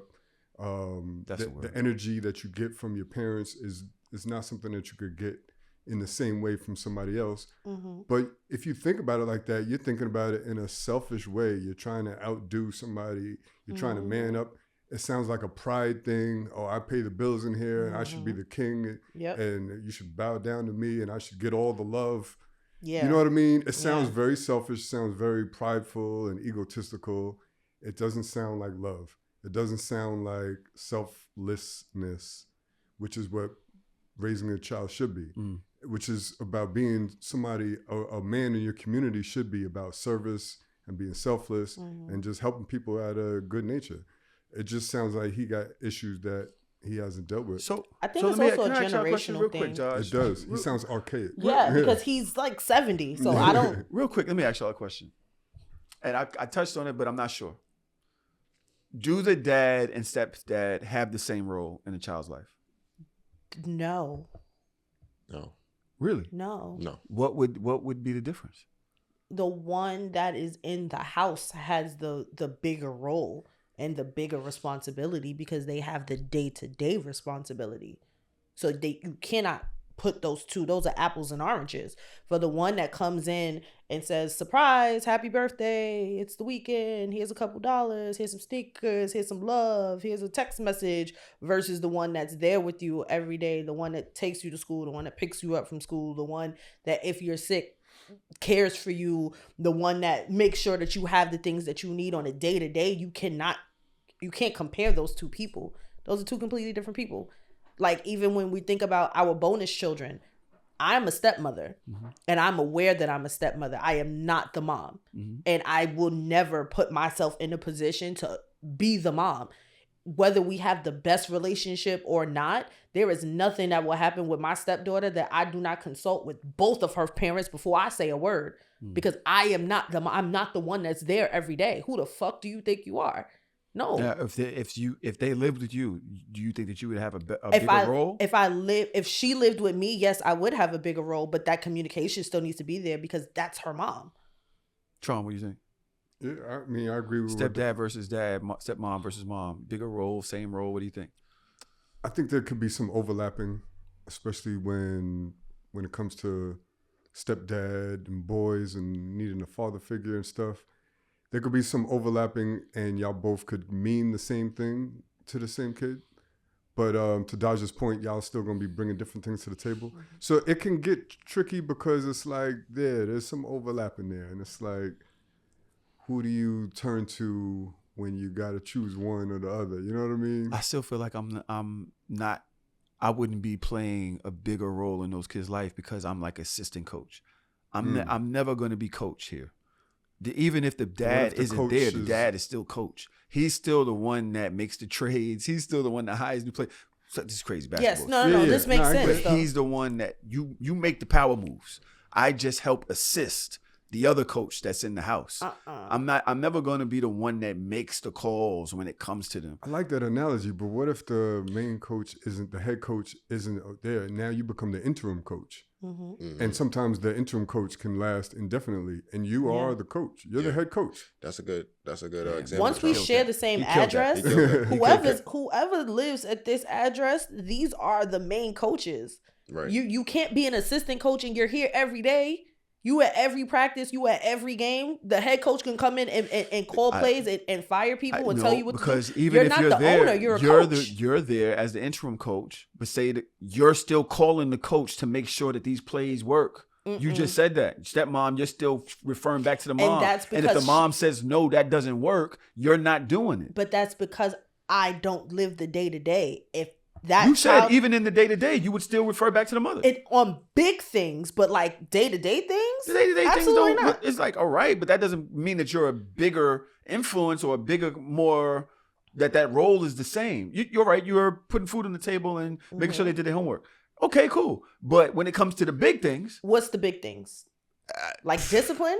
Because I think discipline is the biggest thing. That's big. Big discipline. I think discipline is the biggest thing. And on a day-to-day, we don't discipline the same. And because we don't discipline the same, I wouldn't call if there was like a situation and I had to make a judgment call about what's going and what's happening in my house. No, I'm not going to call to consult. I will call to let you know later. What happened? I'm going to tell you what happened, but I'm not calling you in real time. What should I do with this? Hell no. Because I live here. This is my home. I'm the head coach at this address. At your address, y'all niggas can do whatever y'all want to do. I don't even have to agree. But when it's in my house, the rules are different. Y'all remember when Latrell Sprewell choked his coach? I was just thinking of that. Like, so would you ever choke your assistant coach? Probably not. Y'all don't have that same type of, you don't mean that much to me. But you might tell him suck your dick. Jesus fucking Christ. So, and I was thinking about that in this conversation as well. The way the kid views the dad versus the stepdad. There's certain things that a kid could say to a stepdad that could damn near ruin that relationship. Damn right. Like, you're not my dad, or something like that. That's snuffer. Like, huh? That's snuffer. Like, that shit would really like, it would cause a big gap in the way that y'all relate. You know what I'm saying? There's one word. That's something that the kid could never say to the father. Like, what could you say to your parent that could create that much of a gap in that split of a second? You also got to think about it. I hate you. I hate you. If the kid is saying he's a that, better dad than you, the dad might be overstepping his bounds. The dad might not be moving correctly because the kid shouldn't have to say that. The stepdad? You're bugging. Nah, I'm these saying, kids crazy. Like you said, Dodge, as if you know you're not the biological, you move in a certain way. So if the kid is noticing like, yo, you're not moving in the way that you should be because you're not my biological, maybe I need to point it out. Like, now, obviously, a kid needing to point it out. I'm just saying, kids are obviously immature and they may say shit. Yeah, they that say wild said. shit. But what if it's coming from a genuine place and the stepdad did overstep his boundaries. No, because when it comes to kids, you know this, when it comes to children, anytime that they feel offended by something, they feel like they can say whatever the fuck because of a momentary thing. You could tell a kid like, oh, you can't go to the bathroom right now because I'm in the middle of teaching a class, and then they'll flip the fuck out. You can't tell me what to do. You're not my mother. Nigga, I don't want to be your mother. I'm just telling you that this is not the right time for you to walk out that door. They're going to jump because they don't know how to handle and express their emotions correctly. So with that being said, absolutely not. Absolutely not. There ain't no way. Yeah, I don't think that's fair. You're not my parent card. I think that's tough to play, especially when somebody's been in the house or, when you have that type of rapport with somebody. Right. Yeah. Because I'm the type to be like, all right, so go with the parent that you want to be with. See if you have so much fun and freedom over there. Nigga, like, who are you talking to? And I'm not mature enough yet, but it's all right. I'm going to get there. I'm going to go back to see the lady. And some people's parents leave. So, like, for me, for example, like, my dad left my mom when I was, like, 3 or 4. And she was with my stepdad from when I was 4. And I'm 32. So, he's been in my life for almost 30 years now. And to me, that's like my dad. Like, you know what I'm saying? That's who I consider my dad. We've never had an argument. We've never had a beef. We've never had a back and forth. I've never said that he wasn't my real dad. Has he ever disciplined you hard though? He never had to. We've never had to have that. So then there was a clear It was a respect. It was always a boundary. respect because of me seeing him being near, him helping my mom, him helping me. Even when him and my mom broke up, me and his relationship never changed. So I never thought to look at him and say, oh, yo, you're not this to me because he did everything, if not more, than my actual real dad. If he tried to discipline you, would you have listened? Yeah. So this is the thing. Like recently, I've had to pull my bonus kids to the side. Is that a problem? Nah, it's fine. I've had to pull my bonus kids to the side and have a conversation with them away from their mom. And I know they was looking at me like, nigga. But I think they respected it. I'm not sure. But I was scared that in their head, they're like, this nigga. You know what I'm saying? But the way I explained it to them was in a way that I felt they would take it as beneficial to themselves, which is what kids are selfish. Very. So I'm just, look at the way you look at yourself. Like, make sure that when you look in the mirror, you're happy with what you see. Because if this happens to you, would you like it? How would you? Because life is a cycle. So a lot of things you put out there, they come back at you in a way that you weren't expecting it. So make sure that you're comfortable with this because one day you might have to deal with it. You know what I'm saying? And that was kind of the way I played it. It wasn't like you're this or you're that. Yeah. It was, and I think that that's the difference in the way that dads and stepdads or people in those two roles parent. I agree. Yeah. Completely You walk different the eggshells approach. a little bit more when Completely you different have a approach. stepchild. But is that, so to TK's point, would that be like you showing up in a weaker form of yourself? I don't think it's a weaker form. I just think that it's a different form because you are not the head coach and you have to play your role accordingly. Stop. But you have to play. I'm just making sure that we get my point. No. I know, I understand. Like, you do have to play your role accordingly. There is a way that I parent and have relation with Parker that I don't with Aaliyah because I know that my word is not as strong as her mother's. But then I also feel like it's because we don't live in the same house. Because I feel like if we did live in the same house, that I'm not walking on eggshells in the house that I pay the bills in. And I'm not I don't cower to children. Like, I am the type of person that I walk in a room and kids sit up straight because they see me walk in a room. So if I demand that type of respect from other kids that don't know me from nowhere, there ain't no way the people that's in my house going to talk to me and look at me crazy. You're bugging. So I think that it just depends on who's in the house. The person in the house is the head coach. And that's it. Can I piggyback off that, Dodge? Real quick. Babe, you mind if I ask you a question about this? Yeah, well, go ahead. Yes, I'm. No. I was gonna say. I just want to piggyback off Dodge. Basically, and I think your partner is very important. That other person is very important in how those relationships are handled, and you know what I'm saying. So whether it's the mom or the dad, whoever is the main parent has to do a good job of facilitating both parties, right? Yeah. The person and the kid as well, and making sure everybody's in pocket. That has happened. Got that to. Definitely has happened. You have to. It's unavoidable. It came down to her giving my word credence. Have to. She had to be like, gotta back you up. Did y'all hear what he said? Yeah. So you playing games? Yeah. You know what I'm saying? You gotta be.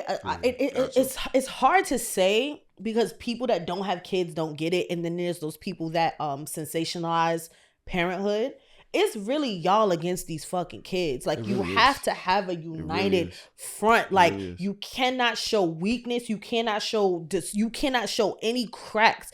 Even if y'all don't agree in that moment, the minute that them kids see a weakness, they're gonna slither through and they are gonna play y'all against each other to get what they want. Especially if they're really smart, and especially if they're in like that between like 10 and 18. Y'all niggas gotta be solid. Like, it's y'all against them. You can't let them see that. Coach. That's why I play interim coach, because I don't even want you to have to deal with coach on this. You know what I'm saying? Yeah. I'll go in before you even get to coach, or before a coach comes in the gym. Like, yo, y'all want to have to do suicides? Y'all niggas all right? All day? Oh, was you cool? know if they see you doing this, you're going to have to be doing this shit all day. You remember that? I think I would go real quick. I think I want to go as far as to say it might take a stronger person to be an interim coach than the head coach. Hell yeah. There's a different level of mental fortitude you have to have to be the head person in charge, but you don't even have that label. And then there's somebody else lingering over there that got jurisdiction over you. You know what I mean? But to be able to navigate through that and step on eggshells and not do too much, but do just enough, that might take a little bit more strength. But to TK's point, is it worth it to do that when these not your kids, and any time they could trade teams and go back to where they're from? Well, but he's not saying is it worth it. He's saying that you have mental illness, almost like saying that you're weak for doing that. And I'm saying actually you're strong for doing that. Like, just because you can't do that. Yeah, TK, I think don't put other men down that are strong enough to handle that. And I also think that when you're coming at it from a boyfriend situation than a husband, it's different. I'm not 100% sure, but I'm 80% sure that TK has never been married. So when you think about it like that, it's like you was playing daddy to your girlfriend's kids, not to your wife's kids. So it's not the same. So you thinking it's a mental illness because you didn't reap the benefits of having that full family sector. You're looking at it like this is your family and this is not, because that was not your family. You was the boyfriend. He's not the poster boy for family values. Yeah, like you not the one, bro. Babe, the question I wanted to ask you, when it comes to roles, do you think the stepdad and the dad have the same roles when it comes to your kids? And then what would be the difference? What would be the difference? I don't think that they have the same roles. Like, when you say they, it's talk about me. You know that, right? No, I'm just saying. I'm sitting here. I'm just making sure that you knew that I was here. That you talking about me. You didn't say me and them. No, I said with your kids. When it comes to your kids, do the stepdad and the dad have the same role when it comes to your kids? Like I said, you didn't say me and the other dad. You're right. See, when I say okay. See, I know how to say okay. I told you. Yeah, just gotta learn to say, all right, you got it. I think that, you do play a bigger role because you're there all the time. With especially my eldest, that's pretty non-existent. So you definitely play a bigger role in that. Her having a male figure constantly there. With Leah, with my youngest, it's kind of even a little bit. He's a little bit more active, but you're still there more often than he is. Anytime that she needs advice or anything, you're able to give it to her right there, opposed to her having to call. Sometimes the calls don't get answered. All right, don't throw them under the bus. No. Okay, my bad. Yo, baby mamas, bro. They be ready. They be right on your ass, nigga. Oh, we can talk about them now? But the thing that I would say is the difference in that, right? With the eldest, you're saying that, because I'm there. When he shows up, he's coach again. I become interim coach the minute he shows back up. The minute even if he just picks her up every 2 months, 3 months, it might be longer than that. That was on me, babe. It's I a got weird you. thing that girls is always, they're going to love their father. Right. The minute he shows up, I'm like, yo, was it okay if nigga, we ain't spoke to you in 6 months. The minute he shows up, hey, is it okay if, I immediately become interim coach? Longer than that. Huh? Jesus Christ. Oh damn! Oh, all right. Tag team. I don't care about throwing his ass under the bus. I don't care about Well, goddamn. so it's an interesting thing, and I think that's where the thing comes in with TK is because when he says belongs, and that word belongs is crazy. Do your kids belong to you? Yeah. That's why I said he sounds archaic. Yeah. Old man, possessions, pride. Like you said, hell yeah. Your My kids belong to you. me. Does your man belong to you? Once you're married? He been belonged to me. God made that choice. Oh, so ownership is cool when it comes to you. Yeah, I know it is. It is because I do believe in my belief in family is so strong that you're mine. Like even when it comes to my stepdaughter that I don't call my stepdaughter, like I say I have 2 kids. Mm-hmm. These are my daughters. Like, even when it comes down to just thinking about being in education for as long as I am, there are literal children that call me mommy. Those are my kids. Like, and I have literally told parents, like, yo, this is your kid, but when they in this building, this is my kid. And I'm going to treat this kid the way that I would treat my kid. And I'm going to love and take care of this kid the way that I would my kid. If even one of my old students call me right now and say, like, Miss D, I need you, da-da-da-da, I'm there. Like when it comes to games, when it comes to graduations, big moments, small moments, even if they want to call me and cry, whatever. Like I'm there for my kids. So when it comes to that type of person, like, yeah, I do think that I have ownership over people, not saying it in that it might be the most best way to say it, but I own the people that are close to me. I own my friendships. You're my friend. You're my friend. No, you're like that though. Yeah, you're my friend. You belong to me. You're my friend. You're controlling. I'm not controlling. I actually am the opposite of controlling. Oh my God. Yeah, I let you do you, but you just know. I let y'all do y'all. No. You be cut out. No. It's not that. It's not. First of all, that's not easy to get cut out of. You don't get cut out of. I move the circle and you stay where you were. That's different. So, nigga, she said I redrew. She said I redrew it. I just redrew over here. Like, yeah, like I didn't remove you. I just slid the circle to the side. I created a whole new circle. Yeah. Listen, like I am a diabolical dickhead. I know who I am. I'm cool. That's why I'm a Slytherin through and through. But I respect my friends for who they are. I know their limits. I know who you are. I'm never going to ask you to change. I let you sit in who you are. I love you the same, but you still belong to me. I don't. I want to change this into something else, but I'm going to do it. I'm going to try. And if it doesn't work, then I'll just move on to our last topic. Jesus Christ. Lord. I love yesterday, man. I swear. He ain't got his glasses today. That's peace. This ownership thing. It sounded very good when you used it just now. Mm-hmm. It sounded positive. It had a lot of positive connotations to it. It's love. But once I show up like that, in a way that is, you're mine, or I am yours. Yes. What's the negative connotations that come with that? How can that rear its ugly head is what I want to know. I was going to say that. It's a slippery slope. Yeah. Because I think that comes with a sense of entitlement. Yeah. And I think the idea of being you owning something comes with the thought process of things should happen a certain way. And if they don't, that causes for an issue because you are mine, because I feel like, a sense of entitlement about the ownership of. Can that show up with kids though? Hell yeah. Yeah. I could think of 3 things right now that I know I'm entitled in a motherfucker. Like what? Like Parker is my child. So being that you're my child, you're an extension of me. So there's a certain way that you cannot carry yourself. And there's a certain life that I am going to provide for you. And if you deviate from that too far, you on your own blood. Like I can't stand next to you being of me and act in a certain type of way. So I think that does show its way in control, especially when it comes in parenting, because I have a very high expectation from my child. I don't believe in there are certain ways that children carry themselves that if I saw my kid moving like that, I would lose it, which is why I am a little bit of a helicopter parent, which is why I know that I'm going to be on the ground floor of education until she goes to high school, because she's not going to middle school in any school that I do not work in. There is no fucking way. Okay. No. You just don't. No, not that way. Just throw it over the camera. over the TV. Throw it over the TV. Just throw it over. Throw it. Thank you. Nice. Tron. Yeah, just the slippery slope of that is the possession thing. It can get.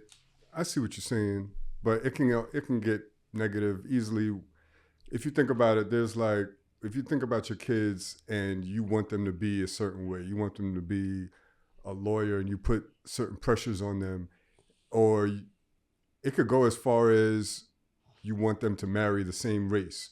You don't want them to be gay, and parents can disown their kids because they don't live up to their own expectations because they feel like they're possessions. You have to live your life a certain way. So I understand the intent of what you're saying, Daj, but that same intent with the wrong adult can be a slippery slope. My kid is gay and I'm cutting him off. Like, because he's not living the way that I think he should be living. That's my kid. You know what I mean? Right, yeah. So that's a slippery slope when you look at your child as a possession like that.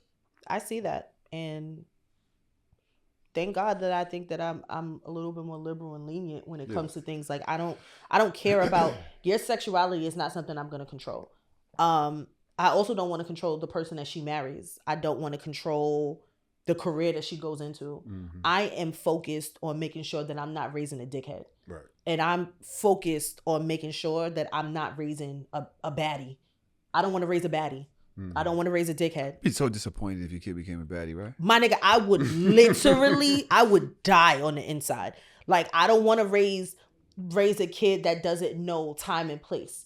I don't want to raise a kid that doesn't understand that. What happens though? How do you get there? What, to baddies? Social media. Social media. Yo, sir. But what about your yesterday said parents? it's strict in my house. Do y'all be still scared of your parents? Hell yeah, I'm scared of my father. I'm still, there's certain shit that I wouldn't want my mother to know about me. Absolutely. And it's crazy because that kind of happened to me older in life. Younger, there's a lot of shit that I did that I ain't really give a fuck. But older in life, I was like, nah, I can't have, Drew keep asking to do the OnlyFans. I said, my daddy is still alive. As long as my daddy alive, there's a lot of shit I'm not finna do. So why don't you let him do it? No, he want to do it with me. So let him do it myself. He can do whatever he want to do by himself. I don't give a fuck. I think I'm not going to be a part amazing of that. pics. Not that I've seen them. Yeah, you have. Yo, You've seen crazy. them. I've seen. They be in the pics. chat. They Cool. definitely do be in the like, chat. He be looking at mine, obviously. All right, yo. Full circle. Full circle moment. Trigger warning. I do want to say that this next story it's sad. It has children death in it. It has neglect in it, and I just want anybody that has been through some shit to know. We're gonna talk about it, and I'm not gonna play devil's advocate with this one. But due to the admissions that were made, don't worry, you'll understand in a second. Due to the admissions that were made, it kind of does leave a question as to, I don't want to say right and wrong, but the best way to have moved to prevent this situation. That's where I want to come from with this. So I'm not going to play devil's advocate with this. I'm going to play a clip, okay, about 2 young girls that passed away from, I believe, hypothermia because her mother was homeless. Their mothers were homeless. That story, okay. Right? And they reached out. I don't know. Just this is the story. So again, trigger warning to anybody that can't handle this type of conversation. Paul Curry Sr. wiped away tears while talking with me about his children, Darnell Jr. and Amelia, and the distressing phone call he says he took from their mother, Tatiana Williams, on Monday. I went to the gym. As soon as I got on the treadmill, she called saying, can I make it to the hospital right now? They gone. I was hoping it was a sick joke, but it wasn't. According to Detroit police, 9-year-old Darnell Jr. and 2-year-old Amelia died while sleeping in a vehicle at the Hollywood Casino at Greektown parking garage. Investigators say the cause appears to be hypothermia, a tragedy stemming from homelessness. I tried. I asked for help. I asked everybody, even people out of state. But I tried. I tried to keep hotels. I tried to pay people to stay there. It wasn't working for me. You know, people just didn't like too many kids at their house. I spoke with the children's mother Tuesday evening. She told me she's been living in her vehicle for 3 months, along with her 4 kids, her mother, and 2 teenage siblings. She says she reached out to Curry, who's the father of 3 of her children. I asked him, I said, can you get your kids for me? I said, I need help. You know I'm homeless. I done kept a room this long. I couldn't keep it no more. They were homeless. Had Tatiana ever reached out asking to... No, she did not. All she said was, can I get them? Can I get them just to get them? And can I get them because y'all homeless? There's 2 different things. She said she had been homeless for 3 months. See, that's what I saw, about 3 months, but she ain't never said nothing to me. Nothing. So all them other sob stories, they can cut all that. No, she did not. Curry, who lives in Novi, says Williams never specified why she wanted to drop their kids off to him. She just asked, can I get them for a couple of days? But I told her I'm working and all that, and I'm out here. We're not close to each other, so I couldn't. But she knows all my family is right around the corner from her. Did she reach out to any of your family? No, she did not. And she knows she could have, like we always used to do. He says the last time he held his children was a month or 2 ago, and that they typically FaceTime, moments he will miss. And there's a, police investigation into this. What is it you would like to see come of this? Obviously, nothing's going to bring back your 9-year-old and your 2-year-old. It doesn't matter to me. Can't get them back, so it's whatever. Darren Cunningham, 7 News.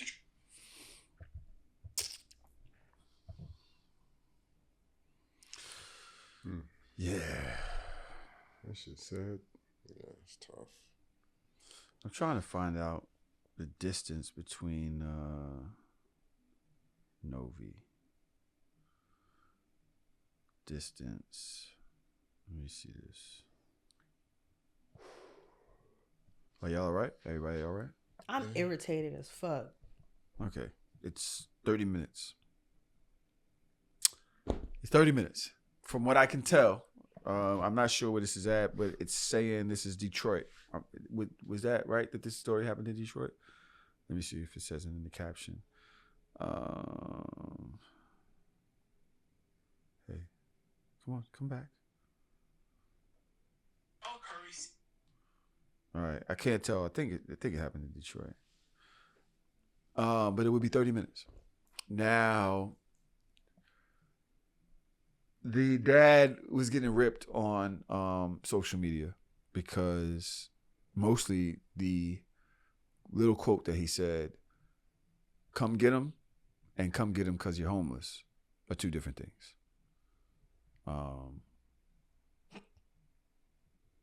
And then there was also the, "Oh, you didn't know your kids were homeless for 3 months, and that you haven't seen or held your kids in a month or 2." So he was getting, rightfully so, obviously, if he would have known or been involved more. But what do y'all think about the story? One of y'all start. Yes, it seems like you got something on your breath. Pause. Man, I was gonna say tongue. That would have been crazy. Yeah, that was crazy. I don't know.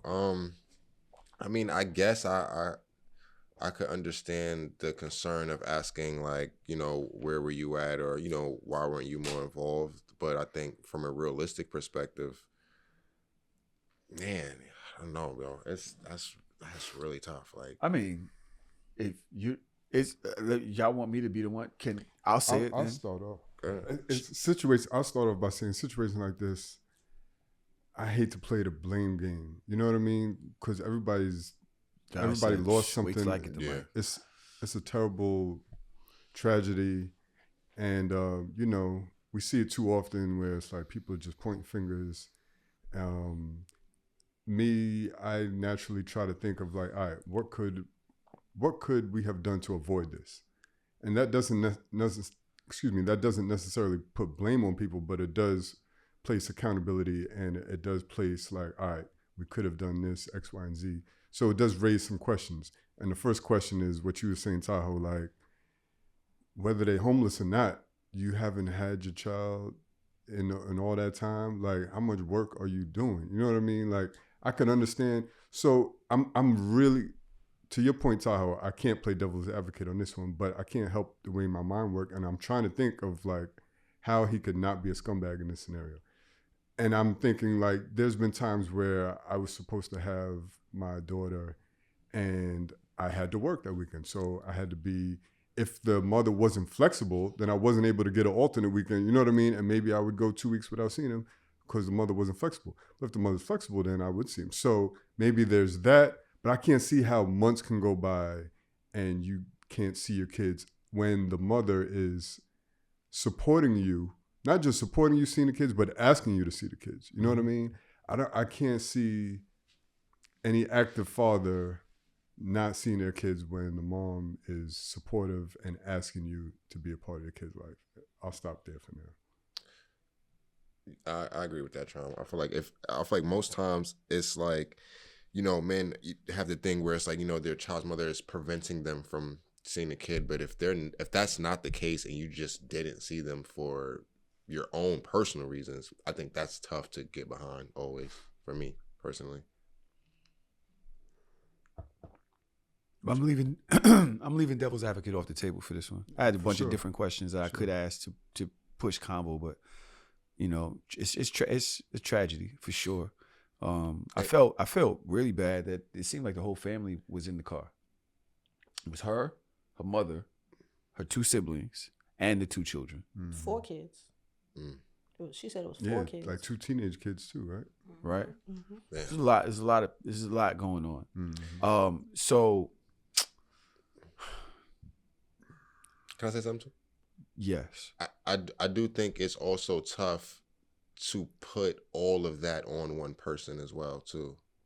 I do think when you're talking about him, yeah, to like put every, you know, because it's like, you know, when something happens, it's, you know, somebody has to be responsible. But I do think just to put everything just on the jacket, you know, it's tough because, you know, some people can make a mistake or some people can maybe not do something right, but that don't mean that they necessarily wanted that outcome. You know what I'm saying? Like, that's kind of how I see it too, a little bit. Or did anything to prevent it, right? Because, Right. But then I think about poverty.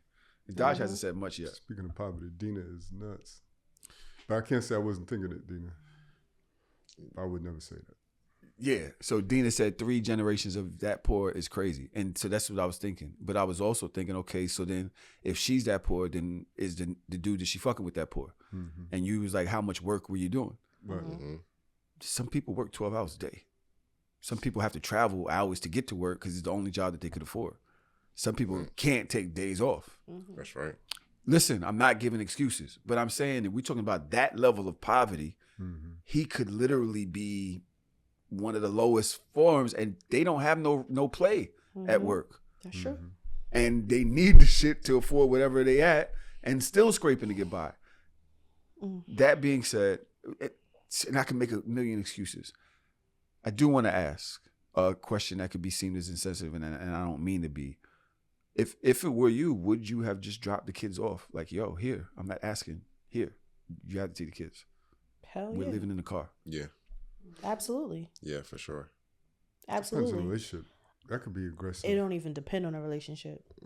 Not for me. Because what if you dropping them off and the dad literally has to go to work, and now you just Well, now don't the go to kids work. But yeah, I don't care. It's freezing. At least they alive. that's what I'm saying. Like, Don't if go to work. if the option is, well. if the And option he's is saying that, he has so many other it's family that can help, then you figure it out. You figure it out. So all right, again, we're not trying to play devil's advocate, not trying to back him up. But if what he's saying is true, if he does have family that's nearby, then I can understand him saying like, yo, if you would have told me you were homeless, we had that conversation. It's a different conversation. Because now it's no longer, hey, I got to work. It's like, yo, let me think of what we can do and how I can get other people involved. It's different than me just spending quality time with my kids. Now it's survival. And we have to figure out, if you ain't let me know that it's to this extent, then how could I have helped the situation? Because I ain't know it was that deep. I had a situation. I don't remember if we talked about this on the show. Mm-hmm. But months ago, I think we did.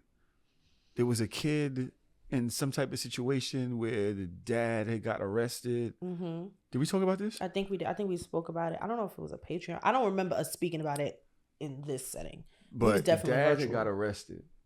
They were at a shelter. Mm-hmm. The mother called my daughter and was like, hey, the kid needs somewhere to go. Yeah. They're coming to your house.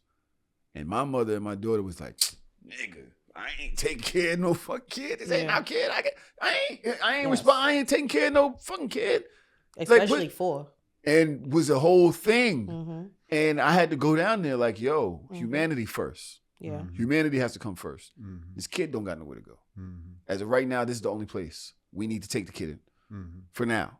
Yeah. And my mom was like, I'm not taking care of no kid every day. Like, how long is right now? Because once they come in here, I now possess the kid. Yeah. Now this is where they have to be unless we put them in the system and all this other shit. Like, why is that on me? Right? Huge burden. Right? And so I can, and we're middle class, right? We own a whole house. Imagine if somebody that don't have all that. And they think, we said 3 generations of poor. We just said that. So imagine what their family is going through. Maybe it might not, I don't know. Dodge, go ahead. Speak on what you want to say. Speak on what you're thinking. Because maybe we need a little bit of eloquence right here. I need to hear it. It's not good. Just as long as it's well-rounded, not good. This is everybody's fault. Like, it's his fault. It's her fault. It's the world's fault. It's the country's fault. It's everybody's fault. Like, everybody takes a piece of ownership in the death of these 2 children. I know that I'm not a liberal when it comes to conversations like this, because I truly believe, and this is going to sound so crazy, I truly believe poor people got to stop having kids. For sure. It's way too many kids in that car. I truly believe that there needs to be some type of sanctions, because we said this. I know, and I know how fucked up it is when you say it out loud. These are my true ass inner thoughts. And when you say it out loud, I understand how dangerous it is to say out loud, and I understand how it could affect so many even more disenfranchised people.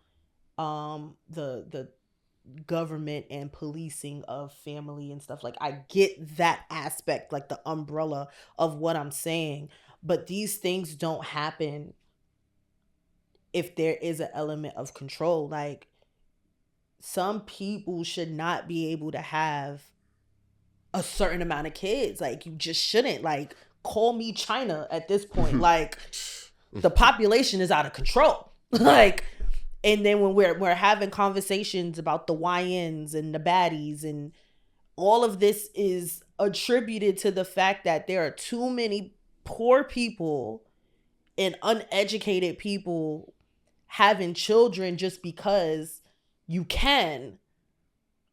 And it's to the detriment of the child at the end of the day. And then even thinking about parents, like, as a parent, I can't see me, mother or father, somebody saying, come get your child, and me saying no without an explanation, or without an explanation that I feel like makes me want to, puts a fire under my ass and makes me feel like, all right, this is life or death. Why does it have to be life or death? If I asked you to come get your kids, that should be it. You gotta work.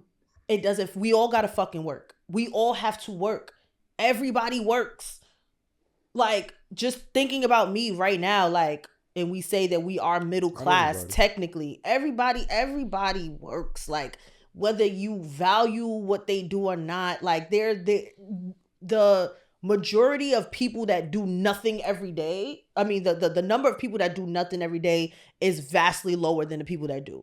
Everybody, I work 7 days a week, some weeks. I'm not trying to sound insensitive, but if the kids, insensitive, but if the adults in that car worked, would they have been in that position? Yes, because at the end of the day, think about housing in this country. Think about how much it costs to feed 4 kids and your mama.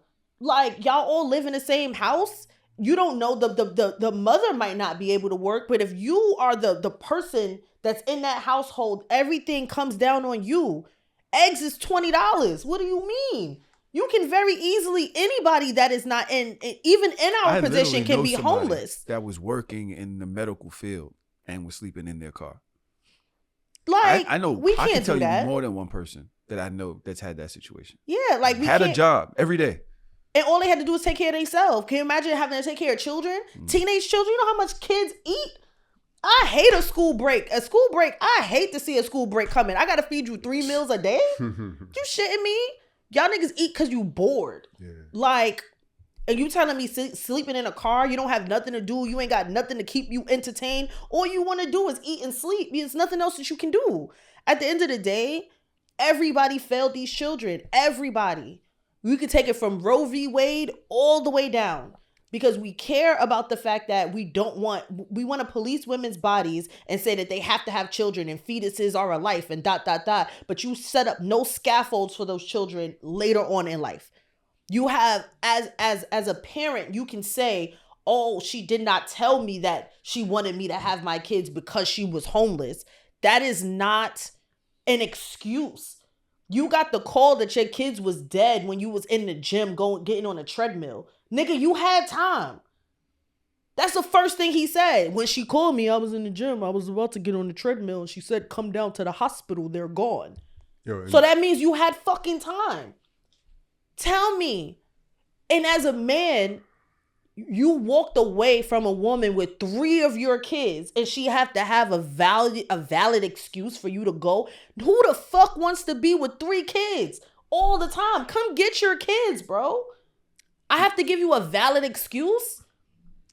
That's unfair to be like, he walked away. You don't know what it doesn't fucking matter because he said, it doesn't matter because at the end of the day, you're not in the house with those children. At the end of the day, you don't know what's going on with them children to the point that you did not know that your kids was homeless for 3 months. At the end of the day, the last time you physically saw your children was a month before that. You left one person with 3 of your children and they asked you to come get them and you had an excuse instead of thinking as a parent, I need to figure out how to see my kids.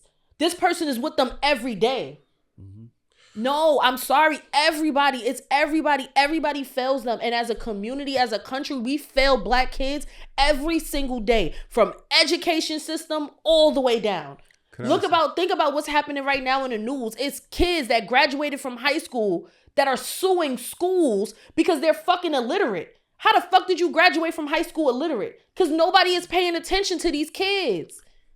Y'all got enough is enough. It took me 30 years to have my one. And after my one, I realized that I could not afford another one. On paper, yes, I can. On paper, I could have mad kids. But I know the type of lifestyle and the type of parent that I need to be. I cannot. All right, not too much on me. She got 20 pair of glasses. She can't afford no more kids. I can't afford shit. You know how many pairs of sneakers I have? I go shopping every week. I can't afford no more kids. On that note, can I ask a question? Because I'm actually starting to agree with Dodge and it's concerning me.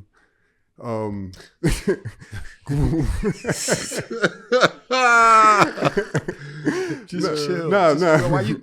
I'm just playing. You took the bus, right? You said, you know what? I've been out of here long enough. It's a podcast. It's a podcast. There you go. Nah, because what you said, Dodge, about the responsibility of having kids and people shouldn't be able to have a bunch of kids if they can't be responsible for them. I agree. And so one of my first thoughts, and my question is, should we be bothered by this thought?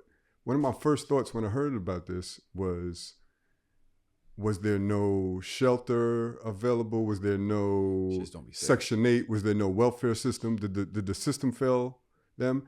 That was my first thought. But now after hearing Dodge's point, which I agree with, should you have kids and put that burden on the state to take care of the kids? You know what I mean? Mm-hmm. So like that thought is starting to transform how I feel about, being a liberal. You know what I mean? I'm not a liberal, child. I know I'm not.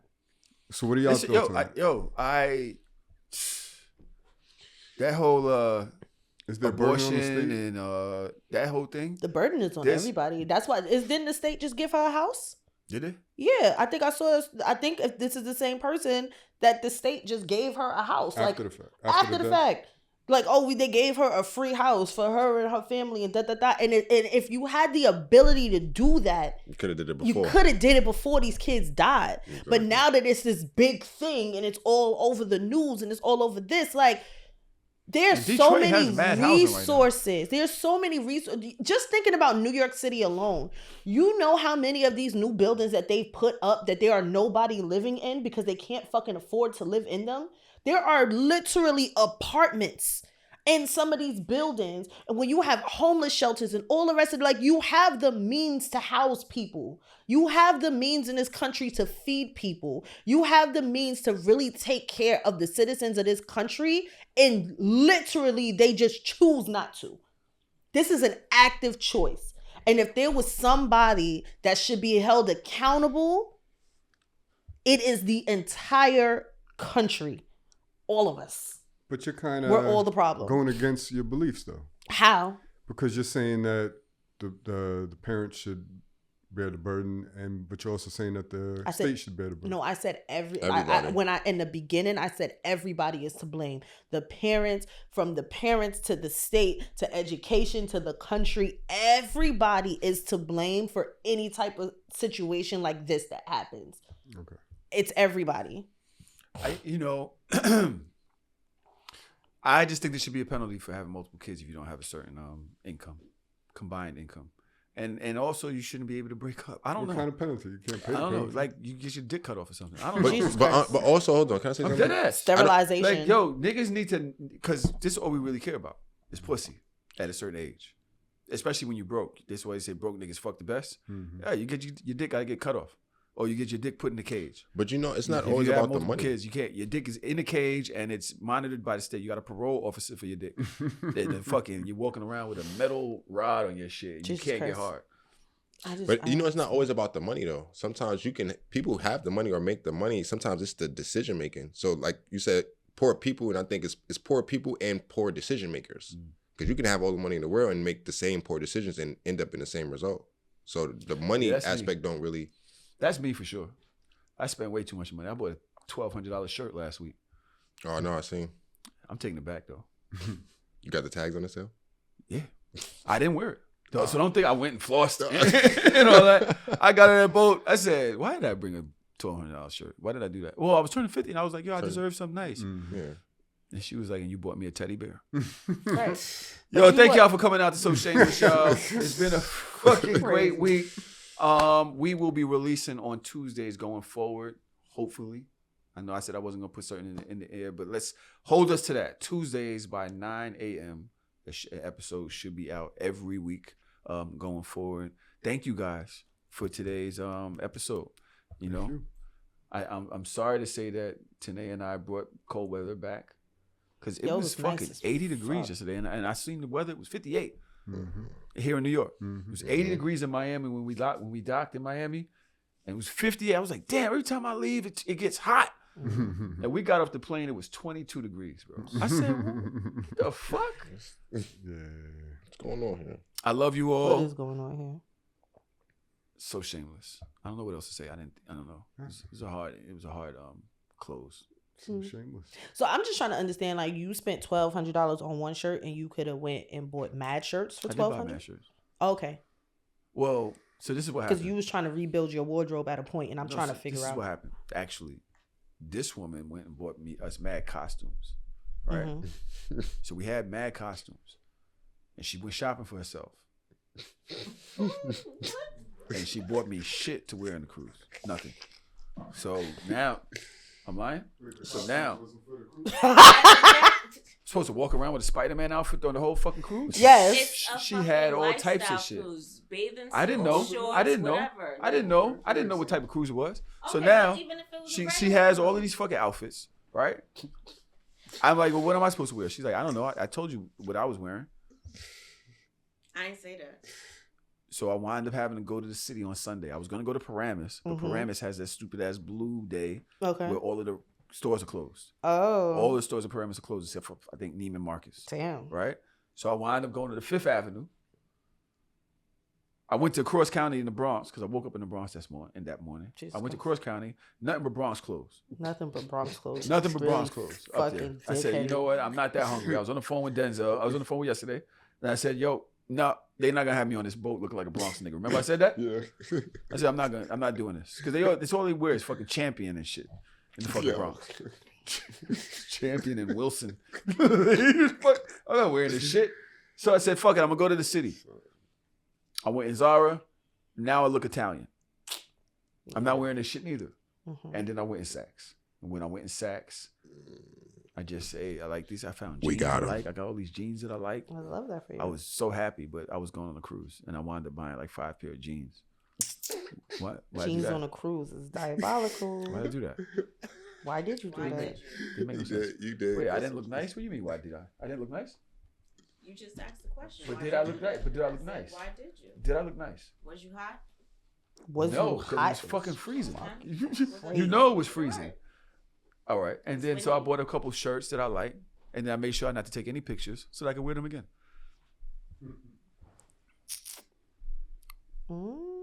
That's peace.